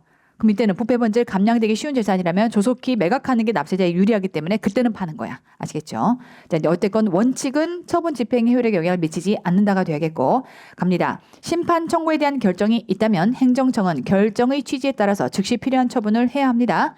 심판 청구에서 자, 지금 처분청 이거 1억 취소하세요. 꽝꽝꽝. 처분청이 싫은데? 뭐 이런 거요. 안 되는 거야. 당연히 행정청은 결정의 취지에 따라서 즉시 필요한 처분을 해줘야 되는 겁니다. 아시겠죠? 자, 조세 심판관 회의 또는 조세 심판관 합동 회의는 될까요? 심판관 회의가 일반적인 형태로 주심과 배석 2명 해서 3명으로 구성이 되는 것이고 합동회의는 지금부터 중대 사안을 다루기 위해서 떼거지로 조세 심판원장과 그리고 상임 비상임 12명에서 20명이 지금 그 범위 안에서 한꺼번에 구성된 이러한 합동회의인 거고요. 심판 청구에 대한 결정을 할 때 심판 청구를 한 처분보다 청구인에게 불리한 결정을 하지는 못하죠. 그렇죠. 불이익을 지금부터 줄 수 없는 거니까 불이익 변경 금지 원칙을 얘기하고 있는 겁니다. 맞고요. 옳지 않은 거 2번. 넘어가서 3번 문제 갑니다. 자, 국세 불복에 대한 설명으로 옳지 않은 거 조세불복도 아니고 국세불복은 또 뭐니? 뭐 그런갑다 그래요. 그러니까 국세불복은 국세에 대한 불복인 거고 조세불복은 국세와 지방세 모두의 불복을 얘기하는 거고. 그렇대. 18년도 CPA인데 그렇게 나왔으니까 그거는 뭐 출제위원 입장에서는 그게 뭐가 중요한데라고 해서 자기가 그렇게 주장하면 어쩔 수 없는 거예요. 근데 우리 입장에서는 다 다르게 느껴지지. 국세불복은 또 뭐지? 내가 배운 건가? 막 이래요. 조금 유연하게 사고할 필요가 있겠죠. 1번부터 갑니다. 청구 기한까지 우편으로 제출한 심사 청구서가, 자, 볼게요. 심사 청구서는 우리가 청구한다라고 했을 때는 납세자가 지금부터 이렇게 납세자가 재결청에다가 지금부터 청구하는 겁니다. 납세자가 보내는 거야. 뭘로 가는 거야? 발신주의. 그러니까 내가 청구 기한까지만 제출을 했다라고 하게 되면 이때는 도착은 나중에도 상관이 없는 겁니다. 그러니 청구 기간을 지나서 도달했다면 그때는 그 기간의 만료일에 오케이. 적법한 청구한 것으로 본다. 그렇죠. 맞습니다. 두 번째, 이신청, 심사청구, 심판청구는 세법에 특별한 규정이 있는 것을 제외하고는 갑니다. 특별한 규정이 있다면 이때는 집행을 멈춰주는 거지만 그 외의 나머지 일반적인 경우는 처분 후 집행의 효력에 영향을 미치지 않는다. 그렇죠. 맞습니다. 세 번째, 자, 조세 심판관 회의는 심판 청구에 대한 결정을 할 때 심판 청구한 처분 외의 처분에 대해서는 되죠? 그래서 이러한 처분에 대해서는 그 처분의 전부 또는 이익의 일부 취소 또는 변경하거나 새로운 처분에 대한 결정을 하지 못한다. 얘는 철저하게 권리 구제 절차다라고 했어요. 그래서 이런 경우들을 지금부터 다룰 수 없다. 불고 분리 원칙이다라고 하는 거 강조했었고요. 네 번째 보시면 담당 조세 심판관은 필요하다라고 인정하면 여러 개의 심판사항을 병합하거나 병합된 심판사항을 여러 가지로 분리할 수 있다. 원칙은 하나하나 심판하는 게 원칙인데 합칠 수도 있고 쪼갤 수도 있다. 맞습니다. 다섯 번째 보시면 자, 심사 청구 또는 심판 청구에 대해서 갑니다. 재조사 결정에 따른 처분청의 처분에 대해서는 심판을 거치지 않을 경우 행정소송을 제기할 수 없다. 그렇지 않아요. 심판을 거쳐도 되고 안 하고 바로 행정으로 갈 수도 있겠고 그래서 아웃이 되겠죠. 되죠? 이건 자주 나오는 지문입니다. 옳지 않은 건 5번이 돼야겠고. 넘어가서 자 4번 문제를 보시면 자 국세 심판에 대한 설명이다. 옳지 않은 거라고 돼 있는데 마찬가지로 조세 심판, 국세 심판 같은 얘기라고 생각하시면 되겠고 자 이제 1번 갑니다. 자 국세청장은 자 심사 청구에 대한 결정을 할 때 심사 청구한 처분 외의 처분에 대해서도 처분의 전부나 일부를 취소 변경하는 결정을 할 수 있다. 그럼 이게 무슨 권리구제 절차가 되겠어요? 누가 무서워서 이거 갖다 들이밀겠냐고. 불가능합니다. 그래서 일단 할 수 없다라고 보셔야겠고 두 번째 심사 청구인이 법정 요건을 모두 갖추어서 국선 대리인을 선정해 줄 것을 재결청에 신청을 하게 되면 재결청은 지체 없이 국선 대리인을 선정하고 자, 그 결과를 간다. 신청받은 날로부터 5일 이내에 이제 각각 통지해 주는 겁니다. 5일 뒤에요. 심사 청구인과 국선 대리인에게 각각 통지를 해준다. 그렇죠? 맞습니다. 국세청장은 국세심사위원회의 의결이 법령에 명백히 위배된다라고 판단하는 경우까지 끊고 볼게요. 자, 우리 나머지 사안은요. 이의신청이라든지 이의신청이라든지 내지는 안에서 이제 다른 청구들에 해당하는 것들은 국세심사위원회의 의결을 거쳐서 판단한다라고 들어가 있어요. 근데 이제 여기 심사청구, 국세청장한테 하는 심사청구는요. 국세심사위원회의 의결에 따라서 앵무새처럼 따라서 읽으라고 돼 있다 보니까 국세청장이 한 번은 대변볼 수 있다라고 했죠. 생각하고 다른데 한 번은 대변볼 수 있다라고 했어요. 갑니다. 자, 구체적인 사유를 적어서 서면으로 국세심사위원회로 하여금 한 차례 한정하여 그렇죠. 한 차례 한정하여 다시 심의할 것을 요청할 수 있다. 한 번은 대변볼 수 있다. 이렇게 보시면 되겠고 심판 청구를 제기한 후 같은 날 심사 청구를 제기하게 되면 앞단 거 인정, 뒷단 거는 지금 각하 사유가 되는 겁니다. 중복할 수 없다라고 했으니까 그럼 뒷단 거 아웃인 거니까 심사 청구를 각하하는 결정을 한다. 그렇죠. 맞습니다. 뭐 이런 것도 또 헷가닥해서 기각하면 또 아웃이에요. 얘는 요건이 미비가는 각하 사유가 되는 겁니다. 형식상 안 맞는 거예요. 5번 갑니다. 심사 청구는 해당 처분이 있음을 안 날로부터 90일 이내에 하게 될 거고요. 맞습니다. 처분 통지를 받았다면 받은 날 기준으로 갈 것이고 자, 심사 청구에 대한 결정도 마찬가지로 청구받은 날로부터 90일 철저하게 청구 기간과 결정 기간들이 픽스가 되어 있어요. 그래서 그 기간들이 넘어가면 그 다음 단계로 갈 수 있게끔 다 돈이 걸려 있어서 이런 거예요. 내가 지금 100억 갖고 싸우고 있어. 근데 그게 100억이면 1년 뒤자 생각해봐요. 통장에다 그대로 꽂아놔서 은행에서 그냥 3%만 이자 준다라고 해도 100억이면 3억입니다. 근데 이게 무한정 길어져. 그럼 나는 그 기한의 이익을 상실하게 되는 거잖아요. 그러니까 그렇게 하지 않기 위해서 얘를 조속히 딱딱딱 결정해서 그 다음에 불복 절차까지 이어갈 수 있게끔 철저하게 청구 기간과 거기에 따른 이러한 결정 기간들을 법에서 정하고 있다. 이렇게 보시면 됩니다. 맞고요. 옳지 않은 건 1번이 돼야겠다. 넘어가서 5번 문제 갑니다. 자, 조세 불복에 대한 설명이다. 옳은 거 문제 묻고 있어요. 이번에 옳은 거 갑니다. 국기법 세법의 동일한 처분에 대해서 심사와 심판 청구를 동시에 제기할 수 없기 때문에 심사 청구한 후 인용되지 않을 경우에 다시 심판 청구를 거쳐 해석을 하다가 말아버린 거예요, 얘가. 둘 중에 하나의 트랙을 따라가면 다른 하나는 이제 못 가는 거고 그거 끝나면 어디로 가야 돼? 행정으로 가는 거지. 심사에서 깨졌다고 심판으로 가는 게 아니에요. 심사에서 깨지면 다시 행정으로 가는 겁니다. 아웃. 자, 대리는 본인을 위해서 그 신청 또는 청구에 관한 모든 행위를 할 수 있기 때문에 신청 또는 청구에 간다. 취하에 있어서도 특별한 위임을 받을 필요 없다? 그렇지 않아요. 다 할 수 있는데 취하는 위임이 필요해라고 했던 거예요. 아웃. 자, 불복을 하더라도 압류나 긴장하자. 공매의 집행 효력에 영향을 미치지 않는 것이 원칙이다. 아니요. 압류 영향을 안 미쳐. 근데 공매는 영향을 미쳐요. 공매는 사랑하는 소순이가 못 돌아와. 그런데 대신에 사과가 썩고 있어. 그럼 그 경우는 공매할 수 있다가 되는 거니까 예외가 존재하긴 하지만 원칙적으로는 공매는 이때 할 수 없다라고 보셔야 되는 겁니다. 자, 판정이 확정되기 전까지는 공매는 불가능한 겁니다. 네, 심판 청구에 대한 결정이 있으면 해당 행정청은 결정의 취지에 따라서 즉시 필요한 처분을 해야 한다. 그렇죠. 행정청을 따라가야 되는 겁니다. 그러니까 여기서 왜 행정청이라고 하는 거냐면 만약에 이제 국세청이 세금을 부과해줘야 되는 거면 국세청이 하는 거고 예를 들면 얘가 사업자 등록을 내줘야 되는 상황이라면 또 거기에 맞게끔 행정청이 해야 되는 것이고 만약에 안에서 뭐 예를 들면 비영리 법인으로서 인가를 받아야 되는 상황이라면 또 그것도 그것대로 구청이라든지 아니면은 교육청에서 인가를 내줘야 되는 것이고 그런 내용들을 얘기하는 거라서 어쨌건 결정의 취지에 따라야지 행정청들이 말을 안 들어. 그럼 이거 청구해가지고서 지금 내가 이겨봤자 뭔 의미가 있겠니? 라는 의미인 겁니다. 당연히 필요한 처분을 즉시 했어야 되는 거고요. 갑니다. 조세 심판관 회의는 심판 청구한 처분보다 청구인에게 불리한 결정을 할 수 없죠. 얘는 철저하게 이때 권리 구제 절차입니다. 이보다 불리한 게 떨어지면 내가 이 절차를 왜 하겠어? 되죠. 그래서 이때 할 수 있다라고 했으니까 X가 돼야겠죠. 옳은 건 4번이 돼야겠다. 넘어가서 6번 갑니다. 조세 불복제도에 대한 설명으로 타당하지 않은 것 첫 번째. 자, 신고 납부 방식의 세목이라면 이때는 신고 납부한 때 처분이 있었던 걸로 봐서 이를 불복 청구 대상으로 한다. 잘 볼게요. 신고 납부 방식의 세목은요. 신고 납부하는 순간 이 신고 자체에 확정력이 있는 거예요. 그럼 지가 지금 신고해놓고 나 억울해. 뭔 말이야 이게. 말이 안 되는 거예요. 그래서 이때 신고한 때 처분이 있었던 걸로 볼 수가 없어요. 얘는 처분이 아니라 그냥 자동 확정력을 갖는 거지. 우리가 지금부터 불복 청구를 하려면 내가 불이익을 당한 경우가 있어야 되는 건데 내가 신고해놓고 불이익이다라고 할 수는 없는 거니까 그래서 이 경우는 X가 돼야 되겠죠. 처분이 있었던 걸 볼 수 없는 겁니다. 불복 청구에 대한 잘못된 기재의 계산차고 그 밖에 비슷한 잘못이 있는 것이 명백하면 이때 재결청은 직권 또는 불복 청구인의 신청에 의해서 얘를 즉시 경정할 수 있습니다. 제가 뭐라고 했어요? 아니 누가 봐도 예를 들면 100 곱하기 10은 10이야. 근데 이거 헷갈려가지고 헷가닥해서 100 곱하기 10을 100으로 해가지고 처분해 놓은 거예요. 잘못했네 이거는. 누가 봐도 계산착오네. 이거는 그냥 거기서 즉시 바로 경정할 수 있는 거지. 굳이 이거를 됐고요. 우리 불복 과정 다 끝날 때까지 계속 가야 돼요. 라고 할 필요는 없는 거예요. 조속히 결정해줘야 납세자가 다리 뻗고 자지. 아시겠죠? 그래서 그 경우는 앞서 얘기했던 것처럼 직권도 가능하고 그다음에 불복 청구인의 신청에 의해서도 가능하다. 맞습니다. 네, 세 번째 갑니다. 조세 심판관 회의는 심판 청구에 대한 결정을 할 때 간다. 심판 청구한 처분 외의 처분에 대해서는 처분의 전부 일부를 취소하거나 변경하거나 새로운 처분에 결정을 하지 못한다. 그렇죠. 맞습니다. 권리구제 절차입니다. 조세 범칙조사에 의해서 세무서장이 범칙자에게 벌금 등을 납부할 것을 통고 처분 불복 통과 과태료 처분은 불복 절차 해당될 수 없다 했어요. 불복 청구할 수 없다. 그렇죠. 맞습니다. 마지막 이 신청에 대한 결정을 함에 있어서 간다. 이 신청 국세심사위원회 심의를 거쳐야 해요. 그런데 그 결정은 관할 세무서장을 구속하지 아니한다라고 지금 들어가 있는데 그런 거죠. 왜냐하면 이게 무슨 얘기냐면 국세심사위원회의 심의를 거쳐서 결정해라라고 했으니까 심의는 거쳤어.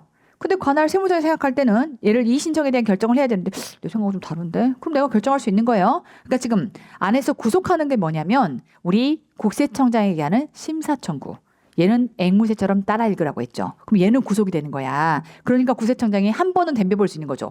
아닌 것 같은데 따라 읽기가 좀 싫은데라고 하는 걸 한 번은 덤벼볼 수 있는 규정이 있는 것이고 나머지는 그래서 덤벼볼 수 있어라는 게 없잖아요. 왜? 결과적으로는 관할 세무서장이 판단해서 할 거니까. 그래서 갑니다. 국세심사위원회 심의를 거쳐야 하나 그 결정은 관할 세무서장을 구속하지는 않습니다. 느낌 아시겠죠? 그래서 요거는 알아서 판단해서 결정을 하게 될 겁니다. 옳지 않은 건 1번이 돼야겠다.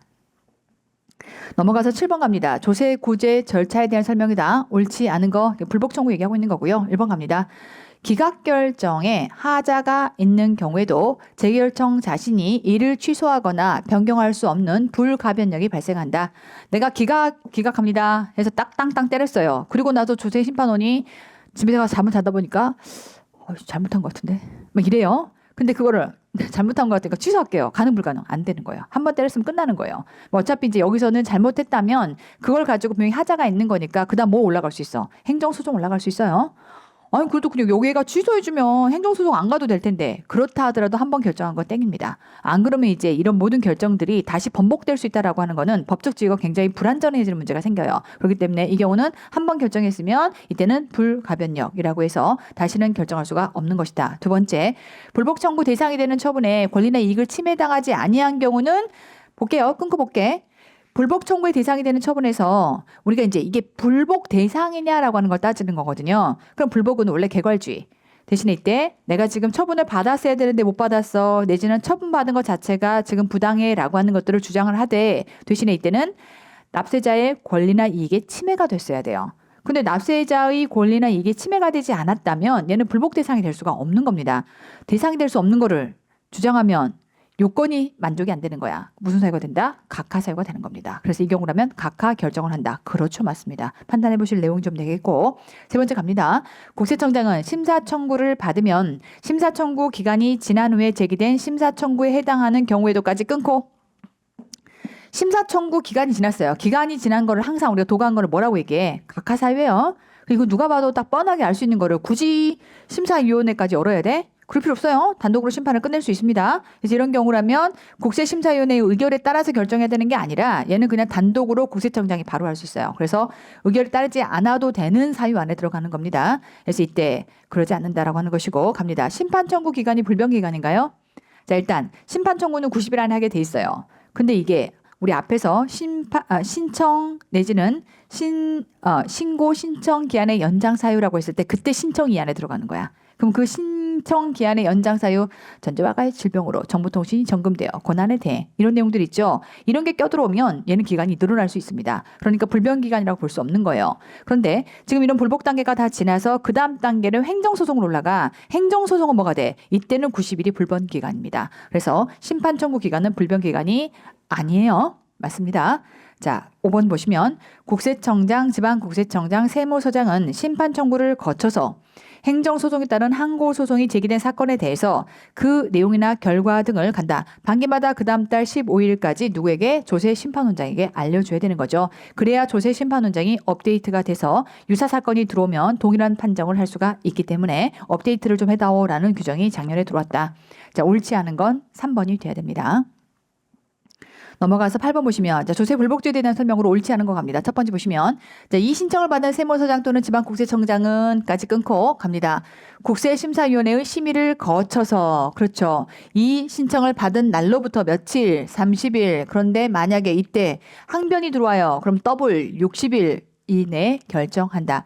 모든 청구 기간은 전부 다 90일로 픽스돼 있고요. 결정 기간도 원래는 90일이지만 이 신청만 30일, 항변 들어오면 더블 60일 이렇게 가는 겁니다. 맞습니다. 두 번째 보시면 불복 청구는 처분의 직접 당사자인 납세자뿐만 아니라까지 끊고 이해 관계자다라고 해서 2차 납세의무자, 납세보증인, 물적 납세 의무자로서 납부고지도 받은 자도 가능하죠. 이해 관계인도 전부 다 가능합니다. 맞습니다.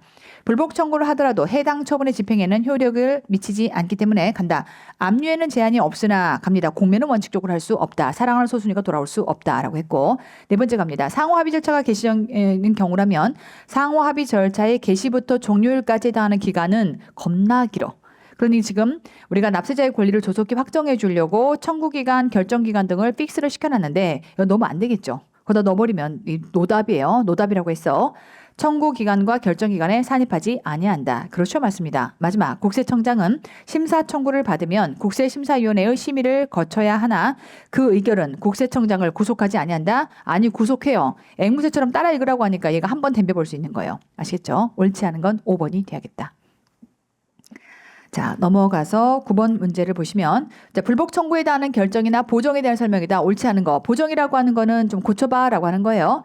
원래는 지금 형식적으로 오정화가 돼야 되는데 오정회가 들어가 있어. 그래서 확 버려버릴까 하다가 그럼 고쳐갖고 오세요라고 하는 건데 이 신청과 심사 청구는 20일, 국세청 산하 기간은 20일 기간 안에 보정을 요구합니다. 그런데 심판 청구는 나 처리할 거 너무 많아. 그냥 상당한 기간, 나에게 숫자를 말하지 말라라고 했던 거예요. 상당한 기간 출발합니다.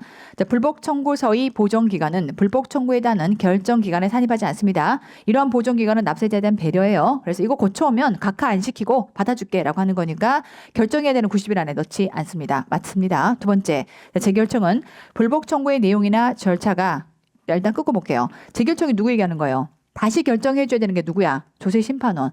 혹은 만약에 국세청장한테 심판 청구를 했다면 그게 재결청이 되는 겁니다. 어쨌건 지금 다시 불복 청구 받은 기관을 얘기하는 거예요. 자, 불복 청구의 내용이나 절차가 국기법 세법에 적합하지 않거나 보정할 수 있다라고 인정이 되면 갑니다. 20일 기간. 그런데 심판 청구는 상당한 기간. 그렇죠. 정해서 보정할 것을 요구할 수 있으며 보정 사항이 경미해. 그럼 전화해가지고 이 오정회라고 돼 있는데요. 오정화 맞으시죠? 혹은 오정아라고 돼 있는데 화 맞으시죠? 그걸 그냥 고칠 수 있어요. 그래서 이런 경우라면 직권으로도 보정할 수 있다. 맞습니다. 자, 심사 청구할 이유가 없다라고 인정이 되면 갑니다. 이유 없어 뭐가 돼요? 기각이에요. 맞습니다. 네 번째, 보정 기간에 필요한 보정을 안 했어요. 그럼 뭐가 돼버려? 각하 사유예요. 될까요? 보정 기간에 필요한 보정을 안 하면 애시장초 형식적으로 뭔가 미비가 돼 있었는데 날릴까 하다가 각하로 날려버릴까 하다가 건져준 거거든. 근데 지금 보정 안 했어. 그럼 날려버려야지. 각하 되는 거예요. 그 청구를 기각 아니고 각하 되죠. 조심하셔야 됩니다. 심사 청구의 대상이 되는 처분이 존재하지 않았다까지 끊고 우리는 요건이 만족됐느냐라고 했을 때 불복의 모든 요건이 만족이 돼야 되는데 이때 청구 대상이 존재해야 돼요. 그럼 그 청구 대상이 납세자의 권리와 이익을 침해했느냐를 따져봐. 침해한 거 아닌데? 그거 왜 했어? 기분이 나빠서. 이럴 수 있어요. 이런 것들은 뭐가 된다? 각하 사유가 됩니다. 그럼 왜 각하와 기각을 나누냐면 각하는 일단 요건만 봐요. 이거 청구할 수 있는 건가? 본안 내용은 안 들어봐. 이 본안 내용이 맞다 틀리다는 지금 판단하지 않아요. 일단은 안에서 지금 청구된 내용이 형식상 맞느냐라고 하는 것들을 따져봐서 형식상 맞지 않다라고 하면 각하로 날려버리고 자 이제 형식상 맞다면 이제 본안 소송을 하는 겁니다. 그럼 이제 본 내용들만 따져서 보는 거예요. 그래서 두 개로 나뉘어져 있다고 보시면 돼요. 1차를 이렇게 일단 걸러내고 1차에서 만약에 각하로 다 떨어져 나가버리면 더 이상 본안을 안 보는 거고요. 1차 요건을 만족하면 이제 본안 심리로 넘어간다. 이렇게 보시는 거예요. 자, 어쨌건 처분이 존재하지 않는다면 얘는 뭘로 간다? 각하 결정을 받는 겁니다. 옳지 않은 건 4번이 돼야겠죠. 오케이. 넘어가서 자 10번 문제 갑니다. 자, 조세 불복에 대한 설명으로 옳은 것을 모두 골라봐라라고 돼 있어요. 첫 번째, 조세범 처벌법에 대한 통고 처분, 불복, 통과. 그래서 불복할 수 없다. 그렇죠. 맞습니다. 두 번째, 심사 청구의 재결정은 그 청구에 대한 결정 기간이 지나도 결정을 하지 못했다라고 하게 되면 자, 심사 청구인은 결정의 통지를 받기 전이라 하더라도 철저하게 결정 기간을 명시해 놓은 이유는 뭐냐면 이 기간이 지나면 다음 내 불복 절차로 넘어갈 수 있기 때문에 정해 놓은 거라서 그 결정 기간이 지난 날부터 행정소송을 제기할 수 있다라는 내용을 서면으로 지체 없이 그 청구인에게 통지를 해야 한다. 그렇죠. 맞습니다. 자, 이 신청, 심사 청구, 심판 청구는 세법에 특별한 규정이 있는 경우를 제외하고는 해당 처분의 집행에 효력에 영향을 미치지 아니한다. 그렇죠. 다만 재결정이 필요하다라고 인정이 되면 그때는 집행을 중지하거나 중지하게 할 수 있겠죠. 압류 쭉 가. 근데 압류를 하는 것보다는 진짜 이게 억울할 수 있겠네. 딱 봐도 약간 억울할 수 있겠네. 그럼 얘는 지금 판단 끝나고 나서 압류하는 게 맞겠다. 일단 멈춰. 라고 재결청이 지금부터 중지해 줄 수 있어요. 맞는 내용이 되겠고. 자, 조세 심판관 회의는 자, 담당 조세 심판관에 간다. 개의와 의결 구분할게요. 개의는 지금 또 회의 열어야 돼. 그럼 몇 명? 3분의 2 이상 출석. 그런가 하면 이때 출석한 조세 심판관의 과반수 찬성 이렇게 돼야겠죠. 그래서 요거 3분의 2가 돼야 됩니다. 아웃. 그래서 옳은 것만 골라봐라라고 하게 되면 기역, 니은, 디귿 정답 3번이 돼야겠다. 넘어가서 11번 문제 갑니다. 네, 심사와 심판에 대한 설명이다. 옳지 않은 거 갑니다. 첫 번째 보시면 조세범 처벌법에 따른 통고 처분에 대해서는 간다. 불복할 수 없죠. 불복 통과 맞고요. 두 번째, 제조사 결정에 따른 처분청의 처분에 대해서는 해당 제조사 결정을 한 재결청에 대해서 갑니다. 제조사 결정한 처분청에다가 심사나 심판을 넣을 수도 있고 아니면 다이렉트로 행정으로 갈 수도 있고 그러니까 심사와 심판을 제기할 수 없다가 X지. 할 수 있는 거야. 아웃. 자, 행정소송은 심사 또는 심판 청구에 해당하는 결정의 통지를 받은 날로부터 90일 이내에 제기를 해야 하나 결정 통지를 받지 못했어. 그럼 받기 전이라 하더라도 뭐 할 수 있어? 다음 단계로 넘어갈 수 있어요. 결정 기간이 지난 날부터 행정소송을 제기할 수 있겠다. 그렇죠. 맞습니다. 자, 세 번째, 심사 청구에 대한 결정에 간다. 잘못된 기재, 계산착오, 비슷한 잘못이 있는 것이 명백해. 100 곱하기 10은 10이야. 100 곱하기 10 이 100일에 얘는 직권으로 바로 취소할 수 있습니다. 직권 또는 심판 청구인의 청구에 의해서 바로 즉시 경정할 수가 있습니다. 맞습니다. 5번째, 조세 심판관 회의는 심판 청구에 대한 결정을 할 때 간다. 심판 청구한 처분 외의 처분에 대해서는 그렇죠. 이런 건드리면 안 돼. 그럼 얘는 권리구제 절차가 될 수가 없는 겁니다. 자, 그래서 그 처분의 전부나 일부를 취소 변경하거나 새로운 처분의 결정을 하지 못한다. 불고불리 원칙입니다. 자, 옳지 않은 건 2번이 돼야겠죠. 자, 10번 보시면, 자, 심사와 심판에 대한 설명으로 옳지 않은 거 갑니다. 1번 보시면, 자, 조세 심판관 합동회의, 자, 떼거지로 가는 겁니다. 조세 심판관 합동회의든 아니면 조세 심판관 회의든 간에 일단 개의는 3분의 2. 됐죠? 3분의 2 이상 모여야만 지금부터 개의가 되는 것이고, 자, 찬성에 달하는 결의는 과반수가 돼야 되겠죠. 2분의 1이 돼야 됩니다. 뒷단은 맞는데 앞단이 아웃이죠. 네, 이번에는 동일한 처분에 대해서 심사 청구와 심판 청구로 간다. 같은 날 제기. 이제 구분하실게요. 순차적으로 제기를 했어요. 그러면 어쨌건 중복은 안 된 거니까 앞에는 인정되고 뒤는 안 되니까 각하로 날릴 텐데 이번에는 같은 날 두 개가 같이 들어온 거예요. 이때는 타기관 걸 인정을 해줍니다. 그러다 보니까 심사와 심판이 같이 들어오면 얘는 이제 국세청 산하에 있는 거고 얘는 이제 독립된 조세 심판원에서 지금부터 처분할 수 있는 거니까 얘는 조세 심판원 걸 인정을 해준다라고 보시면 돼요. 그러면은 심판 청구를 인정하고 앞에 있는 심사를 날릴 거라서 심사 청구를 각하하는 결정이 들어가야겠죠. 맞는 내용이 되겠고. 네, 3번째 갑니다. 이 신청, 심판, 심사 모두 해당 재결청의 처분의 집행이나 절차 속행의 전부나 일부의 정지를 결정할 수가 있다라고 해서 자, 소위 말하면 원래는 자, 집행이나 절차의 속행을 계속하는 게 원칙이지만 이러한 재결청들이 필요하다라고 인정하면 그 경우는 그러한 처분의 집행의 절차의 속행의 전부나 일부를 정지해라라고 하는 것을 결정할 수는 있습니다. 필요하다라고 인정을 하면 아시겠죠? 맞는 내용이 되겠고 4번째 보시면 자, 심판 청구 금액이 5천만 원 그 다음에 지방세라면 2천만 원이라고 해서 지금 소액 사건을 얘기하고 있고요. 그러면서 유사한 청구에 대해서 이미 조세심판원의 의결에 따라 결정된 사례가 있다라고 하게 되면 우리 원래는 조세심판관 회의 근데 지금처럼 소액 사건에서 이미 유사 사례가 있다라고 하게 되면 주심 단독이 가능하다라고 했어요. 그래서 이때는 조세심판관의 심리를 거치지 아니하고 주심 조세심판관이 심리해서 결정할 수 있다. 단독으로 할 수 있다는 얘기인 거고요. 맞습니다. 재조사 결정에 따른 처분청의 처분에 대해서는 재조사 결정을 한 재결청에 대해서 심사나 심판을 제기할 수도 있고 안 하고 행정소적으로 제기할 수도 있고 오케이 맞습니다. 옳지 않은 건 1번이 돼야겠죠. 24년도 CTA 문제입니다. 자, 넘어가서 13번 문제를 보시면 자, 심사와 심판에 대한 설명으로 옳지 않은 거 갑니다. 자, 조세심판관은 심판 청구에 관한 조사 및 심리의 결과와 그리고 과세 형평성을 고려해서 자, 일단 판단은 자유심증주의, 자유심증에 따라서 판단한다. 그러니까 각각이 각각 판단할 권리를 갖고 있다 보니까 그래서 과반수의 의결로 결정이 되는 거죠.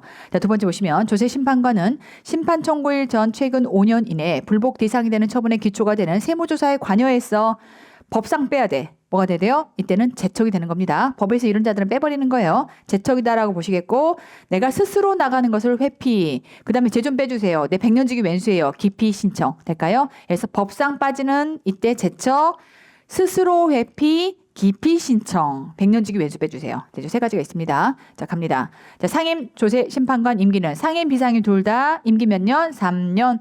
다만 간다. 한 차례 연임할 수 있느냐라고 했을 때 우리는 상중에는 연비를 아끼지 말라고 했으니까 상중. 한 차례만 뭐 할 수 있어? 중임할 수 있는 거예요. 자, 그런가 하면 비상임 조세 심판관도 임기가 기본 3년. 그랬을 때 이때는 연비 아끼지 말라고 했으니까 이때는 연임할 수가 한 차례만 연임할 수 있다가 들어가야 되는 겁니다. 그래서 중임과 연임을 이렇게 바꿔놨네. 이런 문제 나올 수 있다는 거 조심하시고 18년도 문제입니다. 자, 4번째 보시면 심판 청구를 제기하고 나서 심사 청구를 했다라고 하게 되면 얘는 순차적으로 하는 거네. 아까 동시에 한 거하고는 다른 거야. 순차적으로 하는 겁니다. 순차면 앞에 건 맞고 뒤에 거는 이미 청구가 다 끝났는데 또 들어왔으니까 요건이 만족이 되지 않는 거라서 이번에는 심사 청구를 각하하는 결정을 하는 겁니다. 그렇죠. 맞습니다. 자, 5번째 보시면 자, 국세의 심판 청구 금액이 5천만 원 미만인 것으로 청구 사항이 법령의 해석에 관한 것이 아니라면 끊고 볼게요. 5천만 원 미만이야. 소액이야. 소액이면서 법령의 해석에 관한 게 아니라면 이때는 야 단독으로 끝내 그냥. 간단한 거야. 라고 해서 심판관 회의의 심리를 거치지 아니하고 주심 조세 심판관이 심리에서 결정할 수 있다. 혼자 단독으로 결정할 수 있다. 단독 사건이다라는 얘기인 거고요. 자, 이제 옳지 않은 건 3번이 돼야겠죠.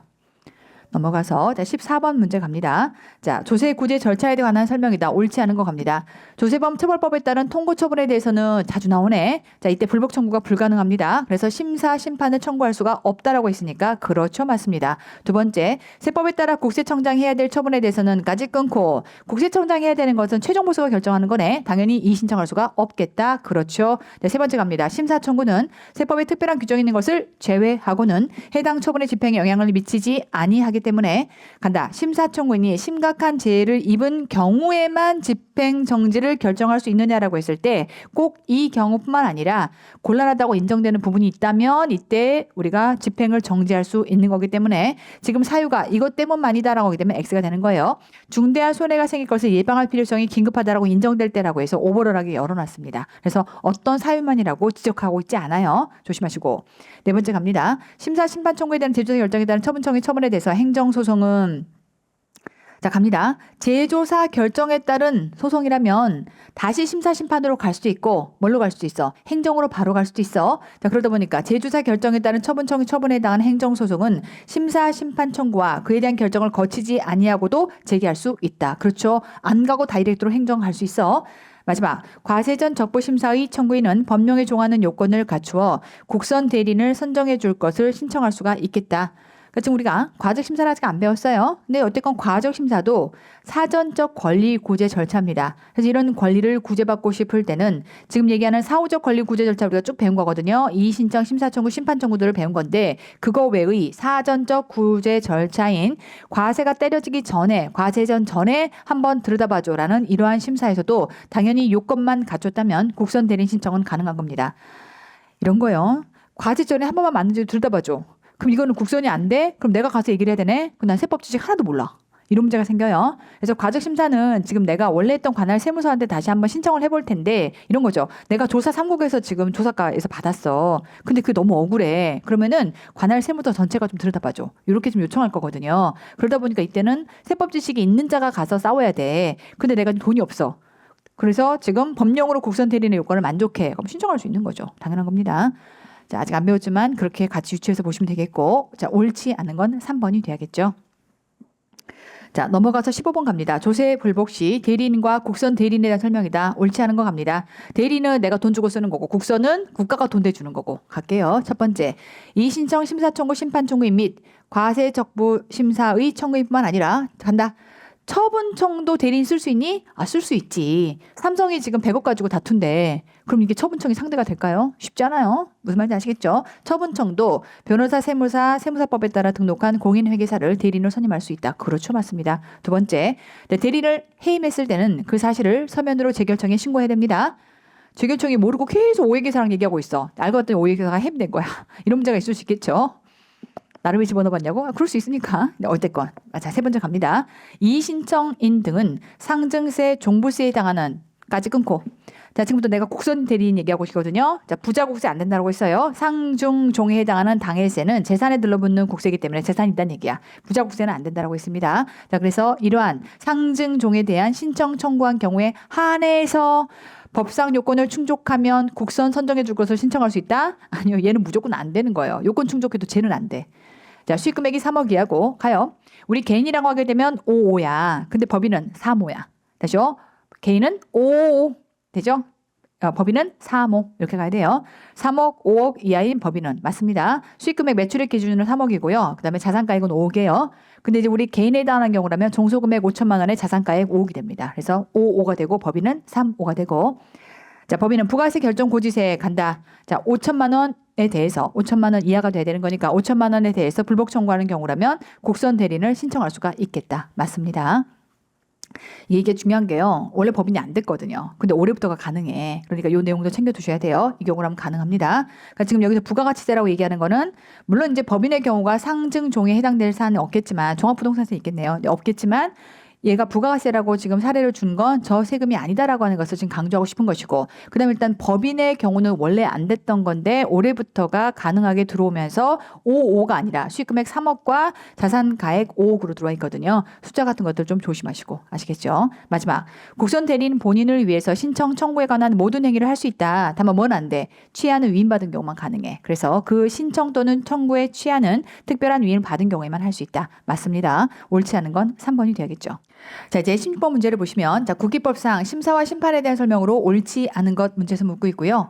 자, 감사원법에 따라서 심사 청구한 처분이나 그 심사 청구에 대한 처분에 대해서는, 자, 우리 불복 청구할 수 없어요라고 했을 때 이때 불복 통과 통고 처분과 과태료 처분, 그러면서 동시에 심사 청구를 했어요라고 하게 되면 중복할 수 없으니까 안 되는 것이고, 혹은 심사 청구에서 지금 그런 결정을 받았어요라고 하는 것들은 그다음 행정으로 올라가야 되는 거지 불복할 수 없는 겁니다. 맞고요. 자, 두 번째 보시면, 자, 심사 청구 또는 심판 청구의 대상이 된 처분에 대해서 재조사 결정에 따라 처분청의 처분이 있는 경우다라고 하게 되면, 우리는 재조사 결정에 따른 처분은 다시 심사 심판으로 갈 수도 있겠고 행정으로 다이렉트로 갈 수도 있겠고, 자, 하여 이때 심사나 심판을 제기할 수 없다 있습니다. 이것 제기하고 깨지면 다시 행정으로도 갈 수 있는 것이고 다이렉트 행정으로도 갈 수 있는 것이고, 아웃이 돼야겠죠.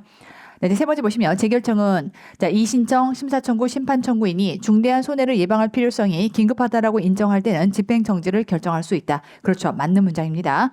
이제 여러분들이 가지고 있는 교재에 지금 만약에 혹시나 문장이 심각한 재해를 입은 경우 이를 정부가 조사하기 위해서 상당한 시일이 필요하다고 인정되는 경우에만 해당 처분의 집행을 중지할 수 있다라고 들어가 있다면, 자, 이제 순서를 따져보시면 얘가 개정된 내용이에요. 네, 언제 개정되냐면 해당 지문은 17년도 CTA 지문이 맞고요. 방금 제가 읽어드린 부분이 CTA에서 실제로 출제되던 지문이 맞고, 그리고 나서 18년도에 개정이 들어왔어요. 그럼 이제 이 지문들이 수정이 됐어야 되는 건데 당시에 그게 수정이 안 되다 보니까 쭉쭉쭉 모든 문제집들에서 타고 내려오면서 어쨌건 그것도 이제 저희에도 이렇게 들어가 있었던 거고, 제가 이제 나중에 이걸 발견을 해서 수정이 들어갔지만 혹시나 수정되지 않는 문구를, 예전 개정 전 문구를, 18년도 개정된 사항입니다. 개정 전 문구를 가지고 계신다면, 자, 이 문구로 수정을 하셔야 되고요. 결론부터 얘기하면 현행 지금 법은 중대한 손해를 예방할 필요성이 긴급하다라고 인정할 때 집행정지를 결정할 수 있다라고 했으니까 딱 저런 형태의 재해 손실 등등에 따른 케이스만 인정돼라고 하지 않고 판단할 수 있게끔 이렇게 사안을 열어놨다라고 이해하시면 됩니다. 현재는 이 문구가 맞는 거예요. 자, 우리 한정판에도 이미 들어가 있는 내용이고요. 자, 이제 네 번째 갑니다. 조세 심판관이 심판 청구일 전 5년 이내, 우리가 보통 심판 청구가 들어오면 대부분 세무조사를 베이스로 들어오다 보니까 국세부가 제적 기간이 5년이 열린 상태에서 보통 5년치 조사 한꺼번에 들어오거든요. 그러니 5년을 기준으로 지금부터 기술이 되어 있는 상태인 거고, 불복의 대상이 되는 처분에 대한 이의신청 또는 그 기초가 되는 세무조사에 관여 경우가 있다라고 하는 순간 법에서 얘를 빼라고 되어 있어요. 그래서 이 경우는 심판 관여로부터 법에서 제척해라. 오케이, 제척된다. 맞습니다. 조세심판원장과 상임조세심판관 모두로 구성된 회의의 의결이 종전의 조세심판원에서 한 세법의 해석 적용 변경이 필요하다라고 하게 되면 이 경우는, 그렇죠, 조세심판관 합동회의가 심리를 거쳐서 결정하는 거죠. 다시 한번 보시면, 원래는, 자, 안에 보시면 세법 해석의 적용을 변경하는 경우다라고 했을 때는 중대 사안이다라고 보는 것이고, 그런 경우라면 조세 심판관 합동회의가 이때 심리를 거쳐서 결정하게 되는 겁니다. 맞습니다. 넘어가서 17번 문제를 보시면, 이번에는 심사와 심판에 대한 설명으로 옳지 않은 것 갑니다. 첫 번째 보시면, 국세에 관한 행정소송은 국기법에 따른 심사청구나 심판청구 또는 감사원법에 따른 심사청구와 그에 대한 결정을 거치지 않는다면 행정으로 올라갈 수가 없죠. 그래서 제기할 수 없다. 그렇죠. 맞습니다. 두 번째, 이의신청 심사 심판 청구인은 불복 신청 청구 금액이, 자, 갑니다. 소액사건 5천만 원 미만이겠죠. 지방세는 2천만 원이 되겠고, 자, 이런 경우라면 이때는, 자, 소액사건이라면 배우자, 사촌인의 혈족, 그 배우자의 사촌인의 혈족이 대리인으로 선임될 수가 있겠다. 맞습니다.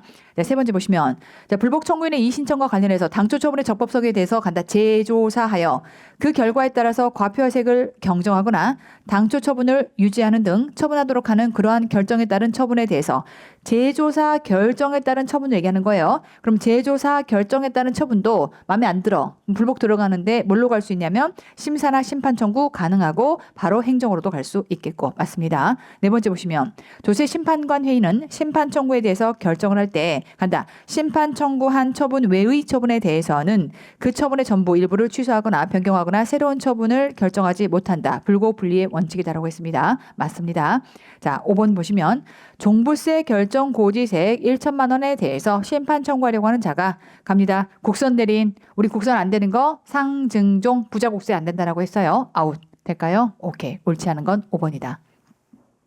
넘어가서 자 18번 문제 갑니다. 국기법상 조세 불복 제도에 대한 설명이다. 가장 잘못된 거 들어가 있고요. 1번 보시면 자, 이 신청은 임의적인 절차로 당해 처분이 있음을 안 날로부터 90일 이내에 제기하며 자, 그 신청을 받은 세무서장 지방국세청장은 이 신청 심의위원회의 심의를 거쳐서 신청받은 날로부터 자, 우리 이 신청은 며칠 안에 원래 30일 근데 항변 들어왔어 더블 60일 되죠. 그래서 이때 30일 내에 항변이 들어온다면 60일 안에 결정을 해야 한다. 맞습니다. 두 번째, 불복 청구는 처분의 직접 당사자인 납세자뿐만 아니라 누구도 할 수 있어요. 이해관계자다라고 해서 2차 납세 의무자로서 납부 통지서를 받은 자 또는 납세 보증인 and 물정 납세 의무자까지도 다 가능합니다. 맞고요. 자, 불복 청구를 하더라도 처분의 집행에 효력에 영향을 미치지 않기 때문에 다만 긴장해야 돼.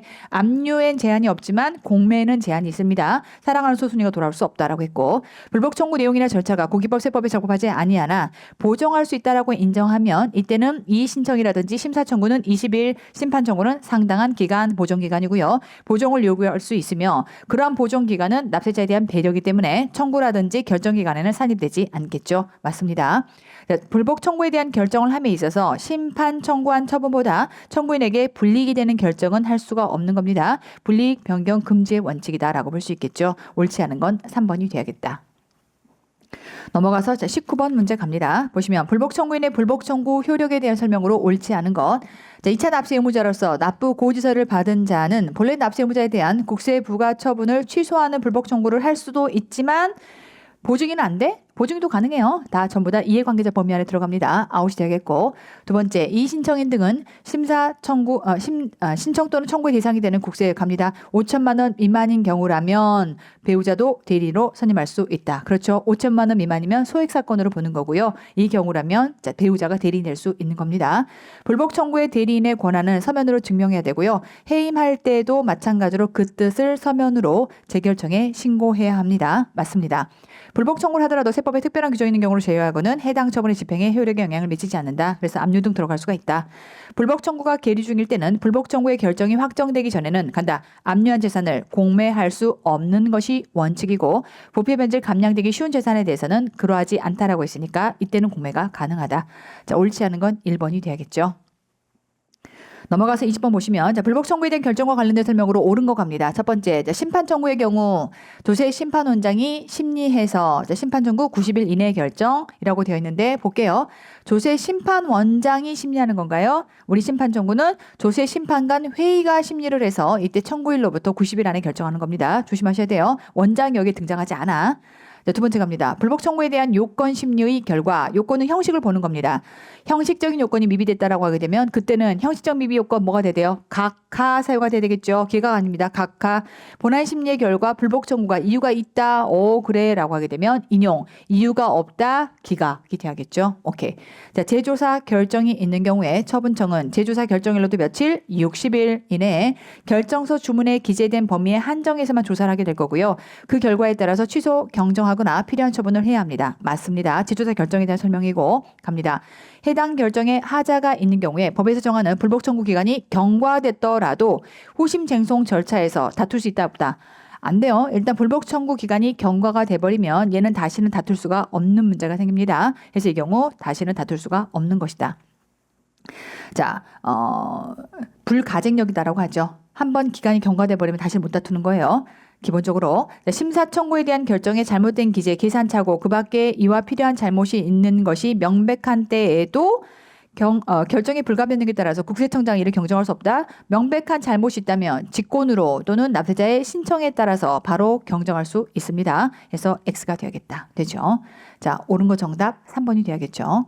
넘어가서 21번 문제를 보시면 자, 심사 청구에 대한 설명으로 옳지 않은 거 갑니다. 첫 번째, 국세청장은 국세심사위원회의 의결이 법령에 명백히 위반된다라고 판단이 된다면 자, 우리 국세청장은 심사 청구에서 국세심사위원회의 의결에 따라 결정하게끔 돼 있어요. 그러니까 국세심사위원회가 정해주면 얘를 앵무새처럼 따라 읽어야 되다 보니까 얘가 내가 생각할 땐 그게 아닌 것 같은데 법에 위배되는 것 같은데 라고 하게 되면 한 번은 덤벼볼 수 있다고 했습니다. 구체적인 사유를 서면으로 적어서 국세심사위원회로 하여금 간다. 한 차례 한정하여 다시 심의할 것을 요청할 수 있다. 그렇죠. 맞습니다. 한 번 덤벼볼 수 있다. 두 번째, 심사 청구는 천재 등으로 인해서 기한 연장 사유에 해당이 돼서까지 끊고 우리가 기한 연장 사유라고 하는 거는 신고 신청 기한 연장 사유예요. 그럼 신고라고 하는 거는 법인세 신고 등등을 얘기하는 거, 법소부 신고를 얘기하는 거고 이때 신청이라고 하는 게 지금처럼 이런 거예요. 불복 신청을 의미하는 겁니다. 자, 그래서 그 안에 해당이 되기 때문에 그 정한 기간 안에 심사 청구할 수 없다라고 하게 되면 그러면 이제 연장이 됩니다. 근데 이제 그 사유가 지금부터 해소됐어요. 해소가 되고 나면 소멸하고 나면 그로부터 며칠을 주는 거죠. 청구서 쓰려면은 14일 걸린다라고 했어요. 14일 이내에 심사 청구할 수 있다라고 하는 거 맞습니다. 자, 세 번째 보시면 심사 청구의 요구 청구를 받은 심사 청구인은 보정할 사항을 서면으로 작성해서 국세청장에 제출하거나 자, 우리 보정 어떻게 하면 되니? 쓰거나 말로 하고 사인하거나 두 가지였어요. 서면으로 작성해서 제출하거나 보정할 사항을 말로 하고 사인하거나 말한 내용을 국세청 소송 공무원이 기록한 서명에 서명 또는 날인함으로써 보정할 수 있다. 맞습니다. 자, 심사 청구인은 송부받은 의견서에 대해서 항변하기 위해서 국세청장에게 증거서류나 증거물을 제출할 수 있으며 그렇죠. 요구하는 경우 정한 기한까지 해당 증거서류나 증거물을 제출을 해야 한다라고 하는 거 맞고요. 마지막, 심사 청구 대상이 되는 처분으로 권리나 이익이 침해당하지 않는 경우에는 간다. 권리나 이익이 침해를 당했어야 돼. 근데 그 침해를 안 당했으면 불복 자체가 불가능한 상황이 되는 거예요. 요건이 만족되지 않는 거야. 그러니 심사 청구가 이유 없다라고 인정되기 때문에 기각 결정할 것이 아니라 이 권리나 이익을 침해당하지 않은 자가 지금 얘를 불복하는 건 불복 요건 자체가 형성이 안 되는 겁니다. 뭐가 돼야 돼요? 각하돼야 됩니다. 그래서 기각이 아니라 각하 결정이 된다. 자, 그래서 옳지 않은 건 5번이 돼야 합니다. 자, 이렇게 정확하게 좀 개념을 판단해 주시고 네, 심판에 대한 설명으로 옳지 않은 거 갑니다. 첫 번째 보시면 조세심판관 회의는 담당 조세심판관 간다. 자, 우리 개의와 결의를 얘기합니다. 3분의 2 이상 출석으로 개의하고 출석 조세심판관의 과반수 찬성으로 의결합니다. 맞습니다. 자, 두 번째 보시면 상임 조세심판관의 임기는 몇 년? 3년. 그 다음에 이제 상중인 경우에 있어서는 연비를 아끼지 말라고 했으니까 상중 한 차례의 경우에 있어서 중임할 수 있다라고 돼 있으니까 한 번은 중임이 되는 것이고 두 번째가 안 되는 거잖아요. 근데 중임할 수 없다라고 되면 X지. 한 번은 할 수 있어. 한 차례의 경우 중임할 수 있다라고 들어가 있어요. 한 번은 할 수 있는 겁니다. 아웃. 조세심판원장은 심판 청구를 받게 되면 이에 관한 조사와 심리를 담당할 주심 1명, 배석 2명 지정해서 원칙적인 조세심판관 회의를 구성하게 됩니다. 일반적인 조세심판관 회의는 1+2가 되는 거예요. 맞습니다. 조세심판관 합동회의는 자, 지금부터 떼거지. 누가 들어오죠? 심판원장 들어와요. 원장 들어오고 자, 조세심판원장이 회의마다 지정하는 12명 이상 20명 이내 되죠. 그래서 동수로 상임, 비상임 동수로 들어옵니다. 상임과 비상임이 구성이 되되 상임 조세심판관과 같은 수 이상의 비상임 조세심판관이 포함이 돼야 된다. 동수로 들어옵니다. 맞습니다. 담당 조세심판관은 필요하다고 인정하면 여러 개의 심판사항을 병합하거나 병합된 심판사항을 여러 개로 분리할 수 있다. 그렇죠. 맞습니다. 옳지 않은 건 2번이 돼야겠다. 넘어가서 자, 23번 문제를 보시면 자, 심판에 대한 설명이다. 옳지 않은 거 갑니다. 심판 청구 대상이 되는 처분의 취소, 경정 또는 필요한 처분을 하기 위해서 사실관계 확인 등 추가적으로 조사가 필요해서 재조사 결정을 한 경우라면 해당 재조사 결정에 따른 처분청의 처분에 대해서는 자, 이렇게 재조사 결정을 했다라고 하면 그 결과에 대해서는 심사나 심판 갈 수도 있겠고 그게 아니라면 바로 이때 행정으로 갈 수도 있고 그러니 심판 청구 제기할 수 없다? 가능합니다. 안 된다고 했으니까 X. 조세심판원이 심판 청구에 대한 결정 기간이 지나도 결정하지 못했다라고 하게 되면 자, 우리는 철저하게 결정 기간을 정해놓고 넘어가면 다음 단계로 갈 수 있는 겁니다. 자, 심판 청구인은 결정의 통지를 받기 전이라도 결정 기간이 지난 날부터 행정소송을 제기할 수가 있겠다. 맞습니다. 담당 조세 심판관에게 공정한 심판을 기대하기 어려운 사정이 있다라고 인정이 되면 심판 청구인이 얘 좀 빼주세요. 기피 신청이 돼야 됩니다. 기피를 신청할 수 있다. 그렇죠. 제척, 회피, 기피. 법에서 빼버리는 거 제척, 그 다음에 스스로 피하는 거 회피, 기피는 신청. 이렇게 가야 됩니다. 자, 조세심판관 회의는 심판 청구한 처분 외의 처분에 대해서는 그 처분의 전부나 일부를 취소 변경하거나 새로운 처분의 결정을 하지 못한다. 그래서 이때 불고불리 원칙이다라고 했고, 자, 조세심판원장은 심판 청구의 내용이 세법에 적합하지 아니하나 보정할 수 있다라고 인정이 되면 이번에는 조세심판원이에요. 원래 보정은 20일, 조세심판원은 상당한 기간. 그래서 상당한 기간을 정하여 보정할 것을 요구할 수 있다. 맞습니다. 자, 그래서 옳지 않은 건 1번이 돼야겠죠. 자, 이제 심화 과정 안에 지금 요 한 문제가 들어가 있는데, 자, 21년도 CTA 문제입니다. 거의 틀려라라고 낸 문제예요. 판례를 베이스로 해서 나온 문제다라고 볼 수 있는데, 일단 사안을 먼저 보시고요. 제가 정확하게 판례 등을 다시 한번 정리를 좀 해드리도록 할게요. 자, 일단 문제를 보시면, 자, 과세관청은 2019년도 3월 2일 주 A에 대해서 매출 누락을 이유로 7기 사업년도의 법인세 20억을 부가처분했습니다. 그래서 이제 언제 19년도 3월 2일 날 부가처분 때려 맞은 거예요. 20억을. 그리고 나서 그에 대해서 주 A는 행정심판을 제기하지 않고 그런갑다고 넘어갔어. 그런데 이제 과세관청은 여기 뒤에 보시면 행정심판을 제기하지 않았다는 얘기는 뭐냐면, 이게 억울했으면요, 내가 지금 이러한 처분이 있으면 안 날로부터 며칠 90일 안에 불복 들어갔어야 돼요. 근데 90일 안에 불복을 안 들어간 거야. 그래서 지금 90일이 지나가 버린 상태인 겁니다. 그 상태에서 과세관청은 같은 과세기간에 대해서 20년도 4월 4일 업무보강 가지금 인정이자 입금 산입을 이유로 해서 또 다른 이슈로 10억을 증액경정 처분을 했어요. 그럼 이제 도합 얼마 때려 맞은 거죠? 30억 때려 맞은 거네. 자, 그 상태에서 당해 인정 이자의 계산상에 오류가 발견됨에 따라서 장난하냐 싶죠? 20년도 5월 6일 날 금 3억 원의 감액경정 처분을 했어요. 결국 이제 얼마가 되는 거예요? 27억이 되는 거네. 자, 이때 20년도 6월 4일 조세심판원에 심판 청구를 제기해서 19년도 3월 2일자 과세처분 사유인 매출 누락 사실이 없음을 주장하였다. 이와 관련해서 조세심판원의 결정에 대한 설명으로 옳은 것 이렇고 다툼 있은 판례를 따라라고 하는 건데, 결국은 그 판례를 베이스로 해서 지금부터 문제가 출제가 됐다라고 보시면 되겠고요. 자, 사안 한번 정리해 보도록 할게요. 다시 한번 정리해 보면 19년도 3월 1일 법인세 20억이 부과가 됐습니다. 매출 누락을 원인으로 해서. 자, 그런가 하면 이때 20년도 4월 4일 날 10억만큼의 증액 경정이 있었습니다. 그래서 이때는 이때 업무보강 가지금에 대한 인정이자를 베이스로 해서 증액 경정이 때려져서 결국 30억이 된 거고요. 그래놓고 또 헷가닥 아유 미안해 5월 6일 날 자, 계산 잘못한 거야 미안해라고 해서 감액 경정이 들어옵니다. 자, 그러고 나니까 이제 결국은 그러면 부과된 세금은 27억인 상태인 건데, 이와 관련해서 이제 주 A는 이 회사 때려맞은 이 회사는 조세심판원에다가 불복 청구를 하게 되고요. 자, 그랬을 때 20년도 6월 4일 날 심판 청구가 지금 들어갔다라고 하는 사안인 건데, 자, 일단 사안을 설명하면 이런 거예요. 자, 이때 증액경정 처분이 떨어졌다라고 하게 되면 우리는 이제 이거를 이제 학설에서는 이 앞의 원인 사건과 얘를 한 몸으로 볼 거냐 안 볼 거냐라고 하는 게 흡수설이냐 아니면 얘는 얘고 얘는 얘다라고 하는 병존설이냐라고 했을 때 결론은 뭐냐면 증액경정은 흡수설입니다. 앞에서도 얘기했어요. 그럼 얘가 이제 한 몸으로 들어가는 거야. 쉽게 말하면 한 몸으로 들어가는 겁니다. 그래서 이제 이 하나의 사건을 가지고 전체를 하나로 보고 그럼 결국 30억에 해당하는 사건을 기준으로 해서 일단 불복 들어갈 수 있는 사안인 건데, 그랬을 때 뒤에 가서 이제 감액경정이 떨어집니다. 그럼 감액경정이 떨어지면 이 감액경정은 지금 여기서 30억 때려 맞은 것 중에서 특히 여기서 10억 때려 맞은 거에서 3억이 지금 준 거니까 그러면 결국 얘는 이 앞에 것에 영향을 줍니다. 그래서 이때 지금 부가처분 받은 것이 그대로 이어졌다라고 보는 거예요. 될까요? 그래서 이때 이제 10억이 아니라 뭐가 되는 거죠? 7억이 되는 거죠. 7억 부분이 이렇게 이어졌다라고 보는 겁니다. 그럼 여기에서 이제 중요한 건 뭐냐면 시점이 중요해요. 두 개가 한 몸이기 때문에 원칙적으로는 지금 이게 적법하냐 아니냐라고 하는 것들도 사실은 만약에 얘가 청구기한이 도가하지 않았다면 얘 자체도 뒤에 가서 조세심판에서 지금 위법성을 따져볼 수는 있어. 왜? 얘가 한 몸이기 때문에. 될까요? 흡수설의 입장에서는 그렇게 따질 수 있습니다.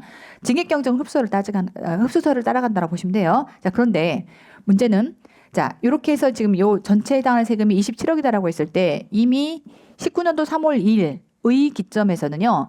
내가 불복 청구를 하려면 90일 안에 제기를 했어야 됨에도 불구하고 얘는 제기를 안 해버린 거야. 그러면 얘가 한 몸으로 지금 이렇게 심판 청구가 들어간다라고 했을 때 그 심판 청구의 기점은 얘가 새로 생긴, 쉽게 말하면 흡수설에 따라서 새로 생긴 이 시점을 기준으로 해서 심판 청구가 들어가되, 그러면 20년도 4월 4일을 기점으로 해서의 심판 청구는 정당하냐에 따라 따져봤을 때는 여기서부터의 90일이라고 하게 되면 소위 말하면 3개월인 거니까 7월 달 기준으로는 이전 6월 4일 날 지금 청구가 들어갔으니까 이 자체의 심판 청구는 적법합니다. 다만 이 자체의 심판 청구는 적법하다라고 해서 예를 무효를 주장해 볼 수는 있겠지만 이 부분은요. 이미 심판 청구에 해당하는 기한이 도가돼 버렸기 때문에 지나버렸기 때문에 이 부분에 대해서는 주장할 수가 없는 거예요. 그래서 만약에 지금 주 A의 주장이 맞다면 원래는 심판 청구 기간이 도가하지 않았을 때는요. 27억 전체가 지금부터 취소가 될 수도 있어. 근데 심판 청구에 이러한 기간이 도가돼 버렸기 때문에 지금부터 만약에 주 A가 맞다 하더라도 얼마만 취소가 될 수 있는 거냐면 7억만 취소가 될 수 있는 거죠. 20은 지금 주장할 수가 없는 상황이 되는 거예요. 구조 아시겠죠? 다시 한번. 자, 복잡한 내용이긴 해요. 얘를 흡수설로 볼 거냐. 그래서 감액 경정은 흡수설이다라고 하는 것들이 이제 우리 행정법에서 따로 지금 규정한 내용들이 있어서 제가 지금 표에도 정리해서 넣어놨지만 자, 흡수설을 기준으로 하기 때문에 이 둘을 한 몸으로 보긴 해. 그래서 얘를 같이 한 몸으로 보기 때문에 원인된 사건이 있었고 얘가 지금 새로 4월 4일날 징계경정을 받으면 합쳐져서 120억으로 일단 보는 건 맞아. 그리고 합쳐져서 보기 때문에 얘의 위법성도 따져볼 수는 있어. 근데 이제 문제는 그렇게 해서 우리가 판결한다 하더라도 다만 이 부분에 대해서는 그 억울함을 원래의 청구기간 안에 주장을 했어야 됨에도 불구하고 하지 않았기 때문에 행여 지금 이 부가처분이 취소가 돼야 되는 사안이라 하더라도 이 부분에 대해서는 청구기간이 도가했기 때문에 결정될 수 없는 사안이 되는 것이고 나머지 부분에서만 결정할 수 있는 사안이 되는 것이고 추후에 감액경정이 일어나는 것들은 감액경정은 지금 이 10억에 대한 3억이 감액경정이 일어난 거기 때문에 얘는 이 안으로 들어가서 이 시점을 기준으로 4월 4일에 해당하는 이 시점을 기준으로 해서 이 감액경정이 여기 영향을 미친다라고 보는 거예요. 그러니 결국은 두 개를 퉁치면 7억이죠. 7억 부분만 추가 취소가 가능하다. 이렇게 보는 겁니다. 자, 굉장히 어려운 판례가 주고받아라고 나온 건데 우리가 앞단에서도 이미 이제 변경 처분에 대해서 앞으로 어떻게 영향을 줄 거냐라고 하는 그래서 징계 결정, 감액 결정에 해당하는 것들을 앞단에서 우리가 6단원에서 배운 적이 있어요. 같은 표라고 생각하시면 되겠고 자, 징계 경정 처분과 감액 경정 처분이 있다라고 할 때 다시 한번 징계 경정 처분은 전체를 하나의 처분으로 새로 구성하는 게 됩니다. 그렇기 때문에 이렇게 20년도 4월 4일 날 22기 징액 경정이 되면 결국은 120이라고 하는 하나의 사건으로 지금부터 움직일 수 있겠고 당초 처분이 지금 변경 처분에 의해서 흡수되고 그럼 당초 처분은 없어지고 이 안에 소멸돼서 안에 120억으로 하나로 남는다라고 보는 거고요. 대신 이제 불복 대상은 이러한 변경 처분 자체에 대해서 지금부터 불복 대상이 될 수 있는데 갑니다. 징액 처분이 있는 경우에 당초 신고나 결정은 징액 처분에 흡수가 되기 때문에 독립한 존재 가치를 잃게 돼서 원칙적으로 당초 신고나 결정에 대한 불복 기간의 경과 여부와 관계없이 징액 경정 처분만이 항고의 이러한 심사 대상이 되고 낙태자는 당초 신고 결정에 대한 위법 사유를 지금부터 함께 주장해 볼 수는 있습니다. 그러나 앞서 얘기했던 것처럼 당초 처분에 해당하는 청구 기간이 경과가 돼버리면 그 부분에 대해서는 결국 전체를 하나로 본다 하더라도 그 부분에 대해서는 금액을 주장할 수가 없다. 이게 결론이에요. 그런 판례가 나온 경우가 있었습니다. 네, 우리 감액은요. 감액된 부분만 소멸시킵니다. 그러니까 아까 우리가 10억대로 징액으로 10억대를 맞았고 3액이 지금 감액이 되면 3액만 빼고 나머지 7억은 유지가 되는 거죠. 당초 처분은 감액된 채로 존재한다라고 해서 10억대를 맞은 것 중에서 3액 빼고 7억은 유지가 되는 거고요. 당초 처분 중에 남아있는 금액 그래서 7억에 해당하는 것들은 뒤에 가서 지금 이렇게 불복 대상이 될 수가 있겠다. 그래서 7억 부분은 계속 살아있다라고 보는 거죠. 자, 그런가 하면 당초 처분에 대한 위법 사유도 지금 변경 처분을 다투는 과정에서 당초 처분의 위법성 함께 다툴 수 있지만 다만 당초 처분이 만약에 절차적 하자가 있었다라고 하게 되면 그건 승계할 수 없는 상황인 거고요. 그랬을 때 불복 청구는 자, 청구 기한을 계산할 때는 아까 얘기했던 것처럼 변경 처분, 지금 징계 처분돼서 들어온 이 처분을 기준으로 해서 지금부터 불복 청구 기간이 계산이 된다. 그런가 하면 이때 감액 경정은요. 당초 처분이 존속하는 것으로 보기 때문에 이때 당연히 당초 처분에 대해서 다투볼 수 있죠. 그러니까 지금 3억은 죽었지만 7억은 남아있는 거니까 7억 부분을 다퉈볼 수 있는 거예요. 그럼 얘는 불복 청구를 언제부터 계산하느냐? 7억이 언제 처분되냐가 중요하죠. 아까 7억이 사실은 10억이었던 거고 그럼 10억이 4월 4일 날 지금부터 처분이 들어갔다면 4월 4일을 기준으로 해서 이때 불복 청구가 적법하게 들어왔냐라고 하는 것들을 따진다. 자, 그런 개념으로 지금부터 가볼게요. 첫 번째, 19년도 3월 2일자 과세처분은 심판 청구 기간이 도가해서 불가쟁력이 발생했기 때문에 심판 청구 자체가 각하되는 건 아니고요. 심판 청구는 청구대로 징액 경정을 흡수가 돼서 들어갈 수는 있어요. 근데 이제 금액 처분을 못 받는 거지.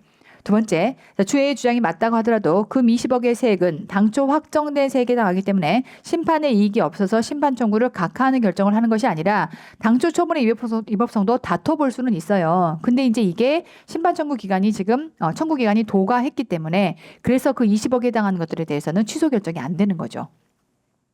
과세 처분의 취소 결정이 필요한 경우에 취소 대상으로 특정해야 될 체부는 19년도 3월 2일자의 과세 처분이 아니라 뭐에 대해서만 특정해야 되는 거냐면 아까 증액경정 처분된 거 있죠. 근데 원래 10억이었지만 감액으로 3억 깎였으면 나머지 7억에 대해서만 들어가야 되는 겁니다. 날짜 기준으로 20년도 4월 4일이 되는 거고요. 자, A의 주장이 맞다면 27억의 부과 중에서 그렇죠. 20은 지금 못 건드리는 거예요. 그럼 누구에 대해서만? 7억에 대해서만 취소가 되는 거니까 20억을 넘는 부분에 대해서만 부가 취소 결정이 이루어진다라고 해서 정답은 4번이 되겠죠. 밑에 거는 뭐 똑같이 7억을 넘는 부분이라고 했으니까 말이 안 되는 거고 얘는 20억을 넘는 부분, 7억 부분에 대해서만 부가 처분 취소 결정이 때려줄 수 있다. 그렇게 대법원 판례가 나왔어요. 그 판례를 기준으로 만든 문제니까 제발 틀려주십시오라고 하는 거를 전제로 만든 문제라 뭐 굳이 이제 이걸 이해하고 싶다라고 하면 그렇게 설명드릴 수 있겠다. 자, 여기까지 해서 우리 구단원에 대한 모든 내용들을 보셨습니다.